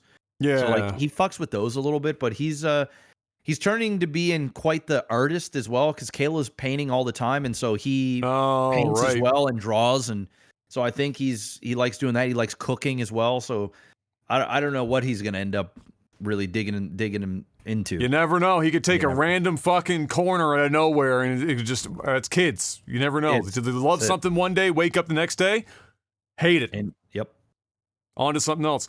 Abs asked what our thoughts were on the Mr. Prime Minister using the Emergency Act, which I guess is the second time that's ever been done. And the last time was ironically his father. that used it before him, so it's like the fucking family meme now at this point. What do I think about it? I don't fucking care. I gotta be fucking honest. Just like Jeff doesn't care about the Lord of the Rings shit, I don't fucking care. My thoughts on the because it really boils down to what are your thoughts on the truck protester thing? Here's the thing. It's not a protest. Anyone that thinks it's a protest is not paying very close attention. That shit's got 15 other motives, and none of them involve anything to do with an actual there's probably like 15% of the people that were involved with that thought that it was a protest and joined on, and then about halfway through were like, wait a minute, this is no longer a protest, and then dipped, and then like the further across the country it went, the fucking weirder it got, and it's not, it's, and anyone, let me put it this way, if it wasn't for the demographic, let's say, of the people that are doing this so-called protest and what they've been doing blocking major trading routes and shit, if let's say it was some other demographics, this would have been over a very fucking long time ago. And probably in a lot more violent manner than what this is going to go down with. I mean, with the fact that it's dragged out so long that Trudeau finds it or feels it necessary to slow burn the Emergency Act to fucking pull this one back is so fucking crazy to me. If anyone else was doing it, man, it would have just been the RCMP and the police would have been sent in, and it just would have been people getting pulled out of fucking trucks and put in handcuffs and sent away. I think it's fucking stupid. The irony is that even if it was a protest, is that all the stuff they're protesting for is irrelevant. By the time this protest is done, everyone's just outside doing their own shit. It doesn't fucking matter. Nobody, like, none of this makes any sense, which is why it's not a protest. It's more about some other nonsense, which is also why a bunch of money is coming up from different places in the States and whatnot. But the Emergency Act itself, I don't fucking care. Just make it go away. I'm tired of hearing about the truckers. I had to sit behind one at the Timmy's the other day with the two fucking Canada flags out the fucking back of this truck. And he's just sitting there going, man, man, man. He's got his fucking lights on. He's the only one. One person. Nobody else. One dude. The commitment was real. It was like 7 o'clock in the morning, and it's fucking pitch black outside still, and I'm just trying to get my fucking morning going, and there's one fucking dude with his flags and his fucking horn, and he's by himself. There's nobody else in the truck with him. He's just like, man, man, man, man. It's like, who are you trying to fucking win over, bro? People are just here for a coffee. Shut the fuck up and go home. And there's a great video, actually, that got posted where there's a guy who was in, I think he's in Toronto or Ottawa, I can't remember which one. I want to say, given the accent, it sounded like it was in Ontario somewhere. And he's a guy standing on the balcony, and there's a bunch of them below, you know, honking their horns and shit, out below his balcony where he lives, right? And he just comes out and he just fucking lays into him. He just comes out and he just says, go fuck the you, fuck, bud. yeah, fuck you, bud. Go the fuck home. What the fuck are you doing here? And people are looking up at him like, oh, you know, we're trying to, no, and he actually screams like, nobody fucking cares. Go the fuck home. And he's just like giving them all fingers. He's like, fuck you, turns around, fuck you, go home. That's how 95% of the country feels right now. Fuck you, go home. That's all they care about. So what do I think about the Emergency Act? Go for it. Send the fucking army in. Make them all think that we're getting into some sort of fucking like anarchy, or not like anarchy, but some sort of like fucking communist crazy shit. I don't fucking care. Just get them off the fucking road. If it was a protest, they could stand on the side of the road like everyone else and fucking wave signs. That's my thoughts. What about you? Do you give a fuck? I mean, yes and no. I lean more towards your side where, you know, I'm okay. First off, I think Justin Trudeau's a dipshit. I think he's a fucking he didn't. Sure, yes. He'll never ever get a vote from me ever. That guy's a complete absolute dipshit fuckboy to the 10th degree. All right. Our problem was that the guy on the other side was worse. At this point, I don't know about that. But anyway, I mean, it is what it is. Justin Trudeau is Trudeau. He is an idiot. I am not a fan of him at all. I'm not a huge fan myself. I used to be like, okay, sure. Yeah. But you know, over COVID and this last couple of years, the guy is fucking. He's got an ego. he's just a guy. He's just a dipshit. He's got great hair. He's got awesome hair. Can't deny the hair. He's got good genes, man. But like, the guy's an idiot, man. I am not personally not a fan of Justin Trudeau. I was kinda, but not anymore. Yeah, the convoy stuff. Like, I'm for the convoy. If they're doing it in a way that is not blocking illegal bridges, and you know, I'm not the person that gets into this whole, oh, you know, they're putting out swastikas and fucking all this other shit. Like, yeah, there's gonna be outliers. I mean, it's truckers, okay? I just gonna go out and say it. Just gonna paint that brush. Well, no, I'm not talking about like here's the thing. It's the same thing about Trump supporters in the South. You know what I'm saying? It's a certain type of demographic that like are gonna have some bad apples, like all demographics. You know, Yeah. you get a bunch of fucking black folk going out there. You know, look at the Black Lives Matter movement. I mean, them motherfuckers were burning down people's businesses and everything else, right? But since it's truckers, people automatically think that like, hey, there's somebody out with a Confederate flag or a swastika, and you know, they're painting the brush that they're all like that. And the thing is they're all not like that, and they're pointing at small minority of people, which you will get in any type of movement, essentially, in any type of group. There's always going to be extremists, and there's going to be plants. There's going to be people that are going to go in there and try and hurt a cause to make it out to be something that it isn't, so that the media can spin it in a certain way and get the total consensus to go against whatever movement there is. That shit happens, man. The shit happens in the States. Shit happens in Canada. Shit happens everywhere. Well, like I said, there's a shitload of money and some people that came across the border to be part of this, and it wasn't for the protest. Absolutely. So yes, 100%, right? Yeah. So, you know, you got a bunch of truckers that, like, are stereotyped to be a certain way, which I know many truckers. 2 of my tenants and the people that live in there are all truckers. They're all great people. They're all law-abiding citizens. They ain't got Confederate flags hanging from their trucks and whatnot. Yeah, there's gonna be some bad apples, of course, right? You know, it's just like they're painting this out to be something that it isn't.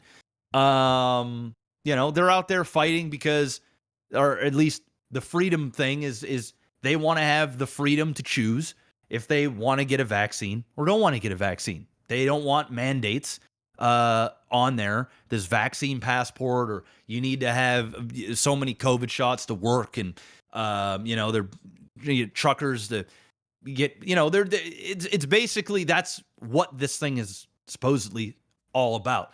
And I think in the heart of it, that's what this is about. The truckers that are out there blocking people's way so they can get to work and blocking trade, or other truckers that are actually out there doing their job right now. Yeah, that shit is illegal, and those motherfuckers should go to jail. They should lose their licenses. They should be arrested and fined. Their truck should be towed, and they should get the fuck out of there, because they're, you know, doing that shit isn't going to get your politicians to suddenly remove mandates. It's just not how. In my opinion, you're asking for my opinion. I'm giving it to you. Well, it's not worked historically, so it's not going to suddenly start working now. I will say that there's been a lot of traction as of late. You know, I think partly it has to do with this. And you know, there are some political sides, specifically the conservative side, that are using this as a political tool to support what they're doing. You know, for votes. And some people actually believe this stuff too. And I do to an extent. To an extent, I'm also for no vaccine mandates. I think it's ridiculous. And I'll have a bunch of people scream at me for that too, about it's about other people, and I get it. Okay, sure. I'm not here to have a debate about that, but I'm not for vaccine mandates. There's a lot of people that hear it's like, I don't give a fuck. Put a jab in my thing. Let me show you my card. I don't really care. But there are a lot of people that do care about that. And just because you're not for vaccine mandates, does not mean you're an anti-vaxxer, right? There's tons of people that are vaccinated, like myself, and boosted, like myself, that are not for mandates. People should have the right to choose what they want to do with their body and what they want to put in their body. Doesn't really matter. It's just plain and simple. And I think that's what these truckers are fighting for. And when you got big amounts of trucks and you got people that are bringing in and things throughout all of COVID, you know, the unsung heroes, kind of like your nurses and your CCAs and your grocery store workers and people that are actually out there doing shit. They're just saying, hey, we're done with this. We're going to go on a strike, so to speak. We're going to drive all these trucks and make a bunch of fucking noise and piss off a lot of people. And I think to a degree it's working. I think to the ones that are breaking the law, yeah, fuck you. I'm up on that balcony saying, fuck, bro, if that was my backyard and that's all I fucking heard, I'd be losing my fucking mind. I'd be on the back balcony too saying, go fuck yourself. So, you know, I support the ones that are actually doing what they're supposed to be doing. I condemn all of those idiots that are adding flags and hate speech and ruining memorials and doing some dumb shit, whether they're plants or you've got your extremists on one side or making truckers look bad. Yeah, fuck those people. Man, fuck them all. You know, that ain't the way to do it. But for everybody else that's doing it and doing it the right way, I mean, 90% of Canada's vaccinated. 90. 90. Close to that. Double vax is like 83 or something like that. It's 90% of Canadians are vaccinated, all right? End the shit. Let's get back to life. You know, that's what this is all about here. It's 90%. It's been 2 years, 90 fucking percent. And if they think 90% are going to get boosted, they're insane. They're actually it's insanity. So, you know, this is what Justin Trudeau's doing. And, you know, I think that this guy, you know, obviously just got reelected in here, so we're going to see him for a while. But, you know, I think after all of this is done, this is going to be his last hoorah. And then I think that's going to be the show for him. But I'm on the side of it's free speech. Go out there, do what you need to do. But once you hit a certain hour of the nighttime, stop with the fucking horns. Stop blocking up all these fucking barricades and different shit like that. It's fucking crazy. That shit is just crazy as hell. And that's the problem is that I'd have to ask some people that are closer to it, that are seeing it with their eyeballs and not through the lens of the news, what that really is looking like. How many of them are just honest to God protesting as you would expect people to protest versus how many people are doing all the other shit. And I would have, because at this point, like, it's hard to. I mean, you're only seeing what media is showing you, right? That's what I'm saying. Is I have to ask you now.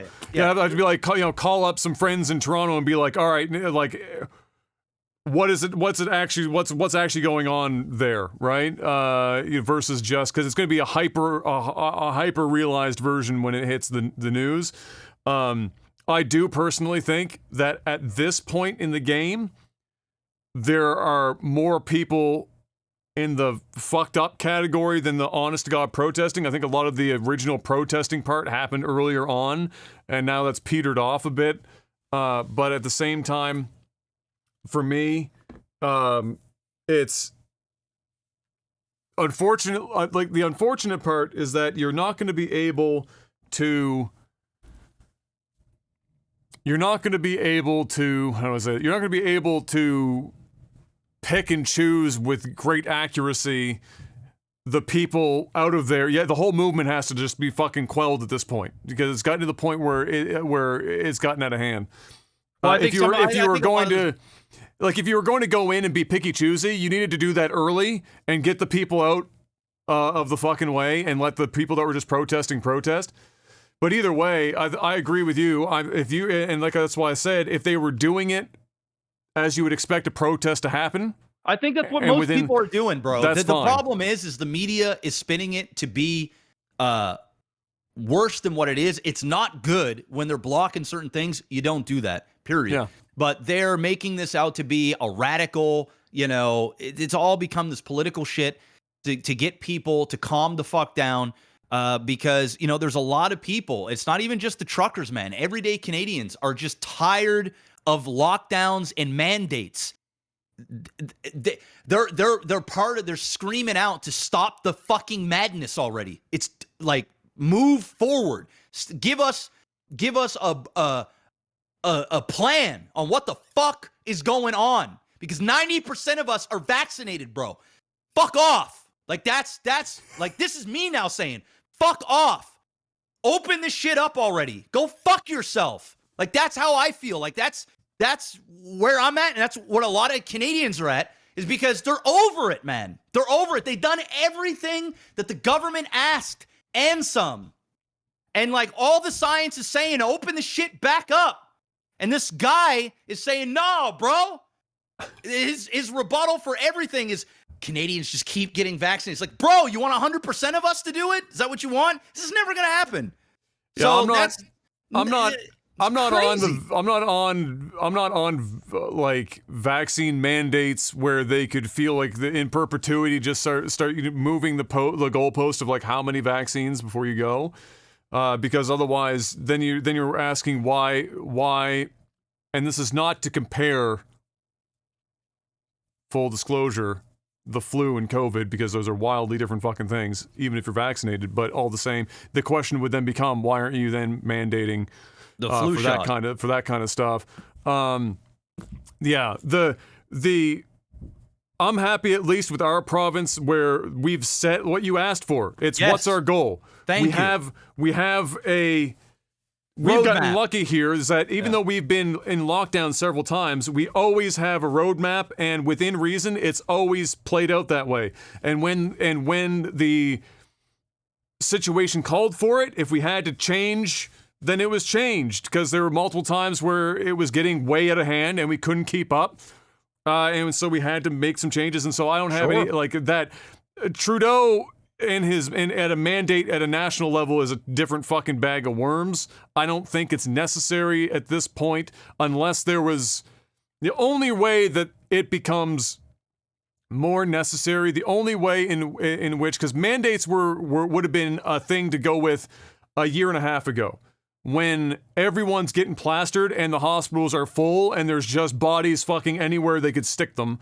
That's when you need them. Now that we're getting over an Omicron wave in most places in the world that had it, because it spread so quickly, if you're on the peak and on the other side of it now, whether people are vaccinated or not, we will get leveled to the point where hospitals aren't overflowed. Here in our province, which is always how I look at it, because I try not to look at like beyond that. I just like, what is it like here?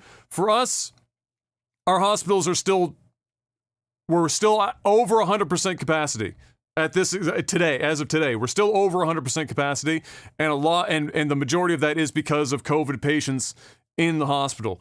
So until we're not like wringing it out at over 100% capacity, that's why we have a game plan here in this province where we are slowly opening things, because if we just fucking rip the Band-Aid off, then our 105% capacity becomes 125 or 130, and then you get a whole different fucking bag of worms to deal with, because we're trying to get back to a point where people that aren't sick with COVID can go back in and get their treatments. People with cancer, people with other critical illnesses that need, dialysis, things of that nature. Thankfully, some dialysis can be done at home, but things that people can't get in for because of it, we need to slowly get to that point. And thankfully, at least here, our leadership has gotten to that point.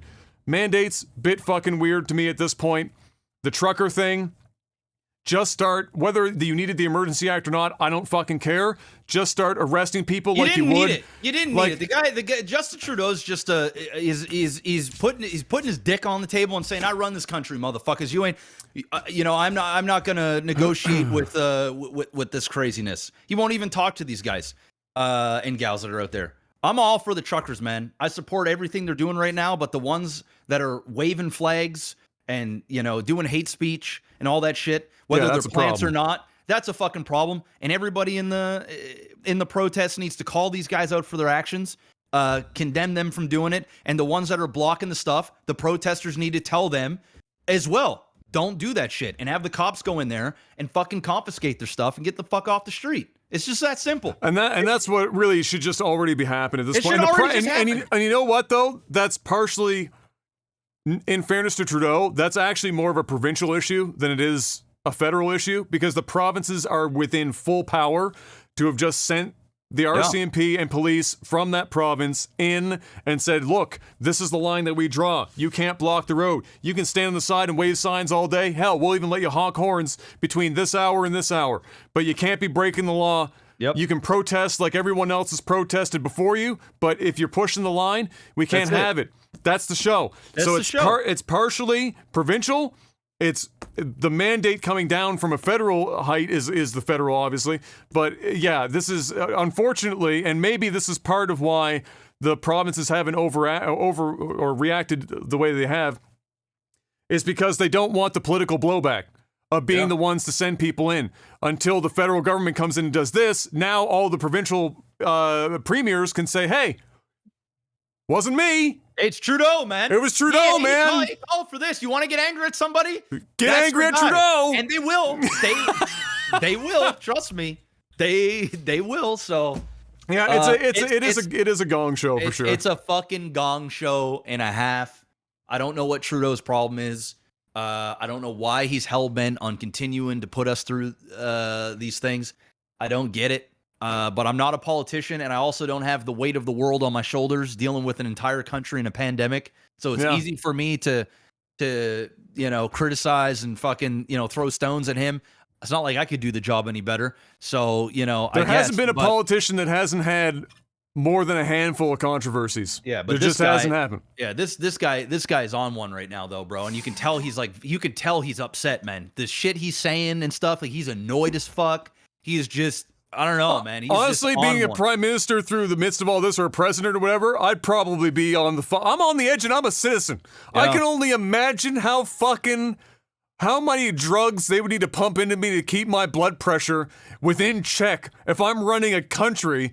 And like, I'm looking at it like early on when everything was so crazy. Like you mentioned, like 90% of the population has at least a single shot in their arm, right?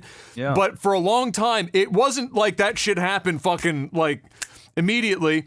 And as the leader of a free country, where we have all these vaccines that we ordered, we're swimming in them. It was the irony of like the Western world turning their nose up at all these vaccines, and like all of these poor countries that couldn't get their hands on vaccines screaming, please God, please give us some, please, for the love of Christ, we need some vaccines over here. We don't have the healthcare systems to keep up with this shit. We need the vaccines. And over here, people were like, man, I can't do it. I just can't go for the vaccine. So as like prime minister, I'd be like, yeah, but but also as a prime minister, like I can feel the frustration, but also as a prime minister, you got to understand, like, people comparing a third world country to first world country when this is the type of freedoms and stuff that you live by and you're used to. I'm not talking about mandates. I'm just saying like making it available and having people still be like, yeah, but but they're also taking a look at it and they're like, shit, over 99% of us are going to be totally fine with this. Totally. And then they're like, well, you need to get it for the person beside you. Then the science changes. It's like, okay, well, actually, you really, you can still spread it, even though you get it. It's just a constant thing. And then people go, okay, well, then why in the fuck did I do this before when now this has changed? And I told you that this is what I thought, even though I wasn't educated. I was just saying this because I wanted to say it, and I just didn't believe the government. And the government wasn't really even fully know what the fuck is going on, and it's all new to everybody. So I get the people being a skeptic of these new vaccines, and some people don't want to put the stuff in their body. Some people are actual anti-vaxxers. Some people wanted to see it go a lot longer. Some people just are saying, hey, I'm fucking asymptomatic. I'm young, healthy. I've had worse flus than I have COVID. And to expect everybody to just do whatever it is that you want the country to do is crazy. It's just crazy. And I'm pro-vaccine, man. I tell everybody, get your vaccine shots. I think everybody should. Go get your fucking vaccine shot. But like, don't shit down someone's throat because they personally don't want to get the vaccine shot. It's their choice. And if people can't respect that, then that says more about you than it does themselves. They don't want to get their choice for whatever reason. Yeah. They don't have to. They could be 99 years old. It's a really crazy, and I'm sure there will be, and there already is talks now, because from a political standpoint, when you are running countries around the world and you have these morality calls to make, right? Where there is a line, like let's say that we never brought vaccines to bear, and we just said 99% of us will be whatever okay is supposed to mean, and you have no restrictions, no vaccines. I think it's not that I'd think, it's pretty much every statistic would have shown that we would have had in Canada and the US and in most of Europe as the biggest examples, like the UK, complete healthcare collapse and a lot more dead people, like an enormous amount of dead people. Of course. Listen, the vaccines work, man. The vaccines work. I'm happy that, we've got scientists and people that manage to get this where I'm going with that nobody's is that disputing. Nobody's well, saying, a lot of people are refuting the efficacy. Listen, I think a lot of people are yeah, of course. I mean, we're talking about the entire globe. Okay, so yes, there is millions, probably hundreds of millions of people collectively that in the US, I still think there's like 35% that still aren't going for it at this point. Hey, good for them. It's their choice. It's their choice.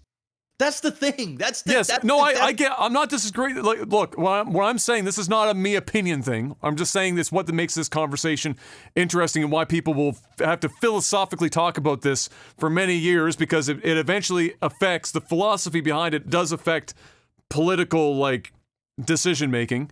Is if you're staring down the barrel of collapse, medical collapse, and the solution is something that does, unfortunately, or a possible solution, if your population doesn't uptake on its own, a possible solution is the mandating of something like a vaccine to stop the collapse, to then it becomes the classic, it's like the railroad thing. It's, do I pull this thing and I kill X people, it's less, but I'm still going to kill people on the other side? Or do I just let the shit go and leave it up to the winds? And it's an old discussion, and it just applies to this, where it's a very harrowing thing. It makes it even worse that money is involved invariably, right? Like tons of money, tons and tons of money, and yet the vaccines work clearly. Yeah. And obviously, lots of people, if you can make a vaccine and you have billions of doses that have now been put in arms, and it hasn't wiped out 300 million people because the vaccines are safe. It's been a year and a half. But yeah. We don't know we'd have no idea what long-term effects it could have. We at least know that long COVID is documented on a 2-year scale, and it's really not good. Like permanent organ damage, and even people that are double vaxxed getting Omicron having months of sleeping 17 hours a day or more because they physically can't get out of bed, and other ailments being heightened because of the disease. It's a crazy, and this is it. Like, and you alluded to this as well, is that throughout this pandemic, and still ongoing now, science changes because we learn as we go. Nobody has all the answers, but yet you still have to act on what information you have at any given time. You can't wait for it all to play out and then use hindsight to then make all the most sensible, efficient, and appropriate decisions. You have to act on what information you have at any given time. And that's constantly fucking changing. And so no matter what happens here, more than a few people are going to get blame laid on them for decisions they made with the information they had that ended up being not optimal, or even worse, perhaps really bad. Thankfully, we haven't had a lot of really bad. We've had mostly it's not optimal. For example, 2.5 years into the pandemic or 2 years in the pandemic, still hanging on federal mandates is a not optimal decision.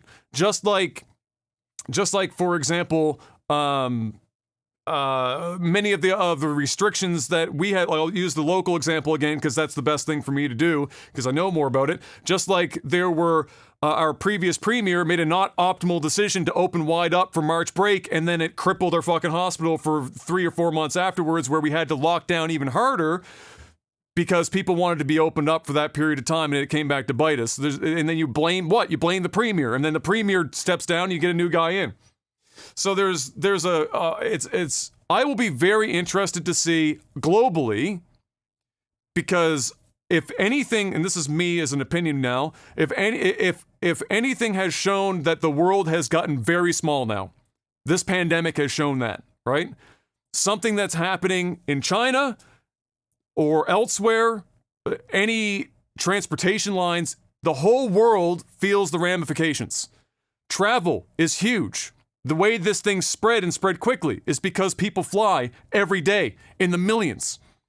And so there are going to be political changes and global decisions amongst nations to come up with solutions so that whenever this happens again, which it will, because almost like clockwork, every 100 years there's a pandemic of some kind globally. How does the world react to it then? What lessons did we learn on this one? Because this is the first really true pandemic that's happened in the modern era, where it's so easily spread between nations. Whereas before, something could happen, it could be relatively contained. But this one, it was just like just the whole globe got hit, right? So it'll be very fun to see how that turns out. I say fun lightly because it's going to be an incredible. I don't envy the people that are going to have to make policy surrounding this shit. That's a nightmare. You don't win that. You don't fucking win, but you still have to make some sort of choice to make the ideally the most optimal move. So yeah, very, very challenging. And as you can see, to wrap this up, I guess before we go too long here, as you can see, is that when you start talking about it, to give you an idea, it should make you think that the moment you mention one thing in the pandemic, it leads you down a massive road of domino, right? You talk about one thing, vaccine mandate, because in regards to truckers and the protests with the truckers. Then you hit vaccine mandates, and then you're talking federally, but then what about provincially? And then you talk about timelines, you talk about the science behind it, and what does that mean? And what does it mean now versus what does it mean 6 months ago? What does it mean for your neighboring country? What does it mean for the country across the pond, et cetera, et cetera? It's a fucking rat's nest. And so I think it's a mild miracle that we came out of this to the point that we're at now as we have. Yes, people made money. That's not going to change. Guess what? They're going to make even more money. Hey, listen, lots man. And lots and lots and lots and lots and lots of money. People came out and created something that saves millions of lives potentially. It's probably worth a few dollars. Sure, pay them. Pay them all the money in the world. I mean, probably worth a few dollars. You know what I'm saying? It is what it is. But I do know, I'm tired of COVID. I'm tired of talking about COVID. Everyone is tired of this shit, bro. I'm over it. I'm done. Nobody wakes up and goes, fuck yeah, pandemic time. Some people do, man. Who? Some people do. Some people do. Some people love this fucking world we're in right now. They love this chaos, bro. They fucking love this shit. I guess some men like to see the world burn. They love arguing about this shit, bro. They love picking a side. They love fucking, there are, man. There's some people that fucking feed off this garbage, man. They would be psychologically compromised if that was the case. They are psychologically compromised, man. Get me the fuck out of here, man. I'm over this shit. And so yeah, truckers, do your thing, man. Protest. I stand with you. Fuck these mandates. I'm over these mandates. But fuck all these truckers that are going there and ruining people's livelihoods and fucking shit up, making shit worse on a logistical scale. Shame on you and all the racist cunts out there that are doing some dumbass shit and fucking shit up. Fuck off as well. And I hope every one of you all get fucking get fined and jailed for your fucking crazy shit, man. And everybody else go get vaccinated. Be done with this. Just be done with it. And if you don't, I'm not going to hate on you for it. It's your choice. Unless the government tells you have to do it. Then, still your choice, but you're going to have a consequence when you don't. It is alarming when you see like the statistics of who's in a hospital, and you see that like 33 to 34%, at least here again, this Nova Scotia, is unvaccinated. But then you realize that 33% is only from 10% of the population that isn't vaccinated, so they're disproportionately just fucking huge. So if you want to go to the hospital and spend some time there and get some other health care, maybe you need like an x-ray or like a scan and you don't want to wait 9 months and you're in Canada and you want to wait a long time, great thing, just go to the hospital. You can do what I did. You can do what I did. Go private and spend $700 on a godforsaken ultrasound because I just didn't want to wait 6-9 months. You can. Said, nah, fuck and this. even then, you can still wait 3 months to get a hand on a fucking ultrasound sometimes. I got in 4 days. Really? So, yeah, okay, when I was looking, to be fair, mine was earlier in the year. They were booking I think 3 or 4 weeks out for me when I was going to get mine. I booked on a Friday. I was in on a Tuesday. So, yeah, I mean, they're not open on weekends. So, really, it was like 2 days. It's pretty good. It's damn good. It's not bad. But once again, not everybody can go and get a $600, $700 thing, and you got to go through, the regular ass. I wonder what that costs in the U.S. to get an ultrasound. Oh, probably $4,000. Because you're talking about private, like, but it's still, I guess, partially everything is like pretty much private in the U.S. Yeah, degree, so right? Crazy. Either way, ladies and gentlemen. It's another Tech Level Podcast. Thanks for stopping by and listening. Hope you enjoyed yourselves. We'll see you guys next week for more of whatever the fuck this is. Maybe we'll have actual questions next week. Because I'll remember to post it.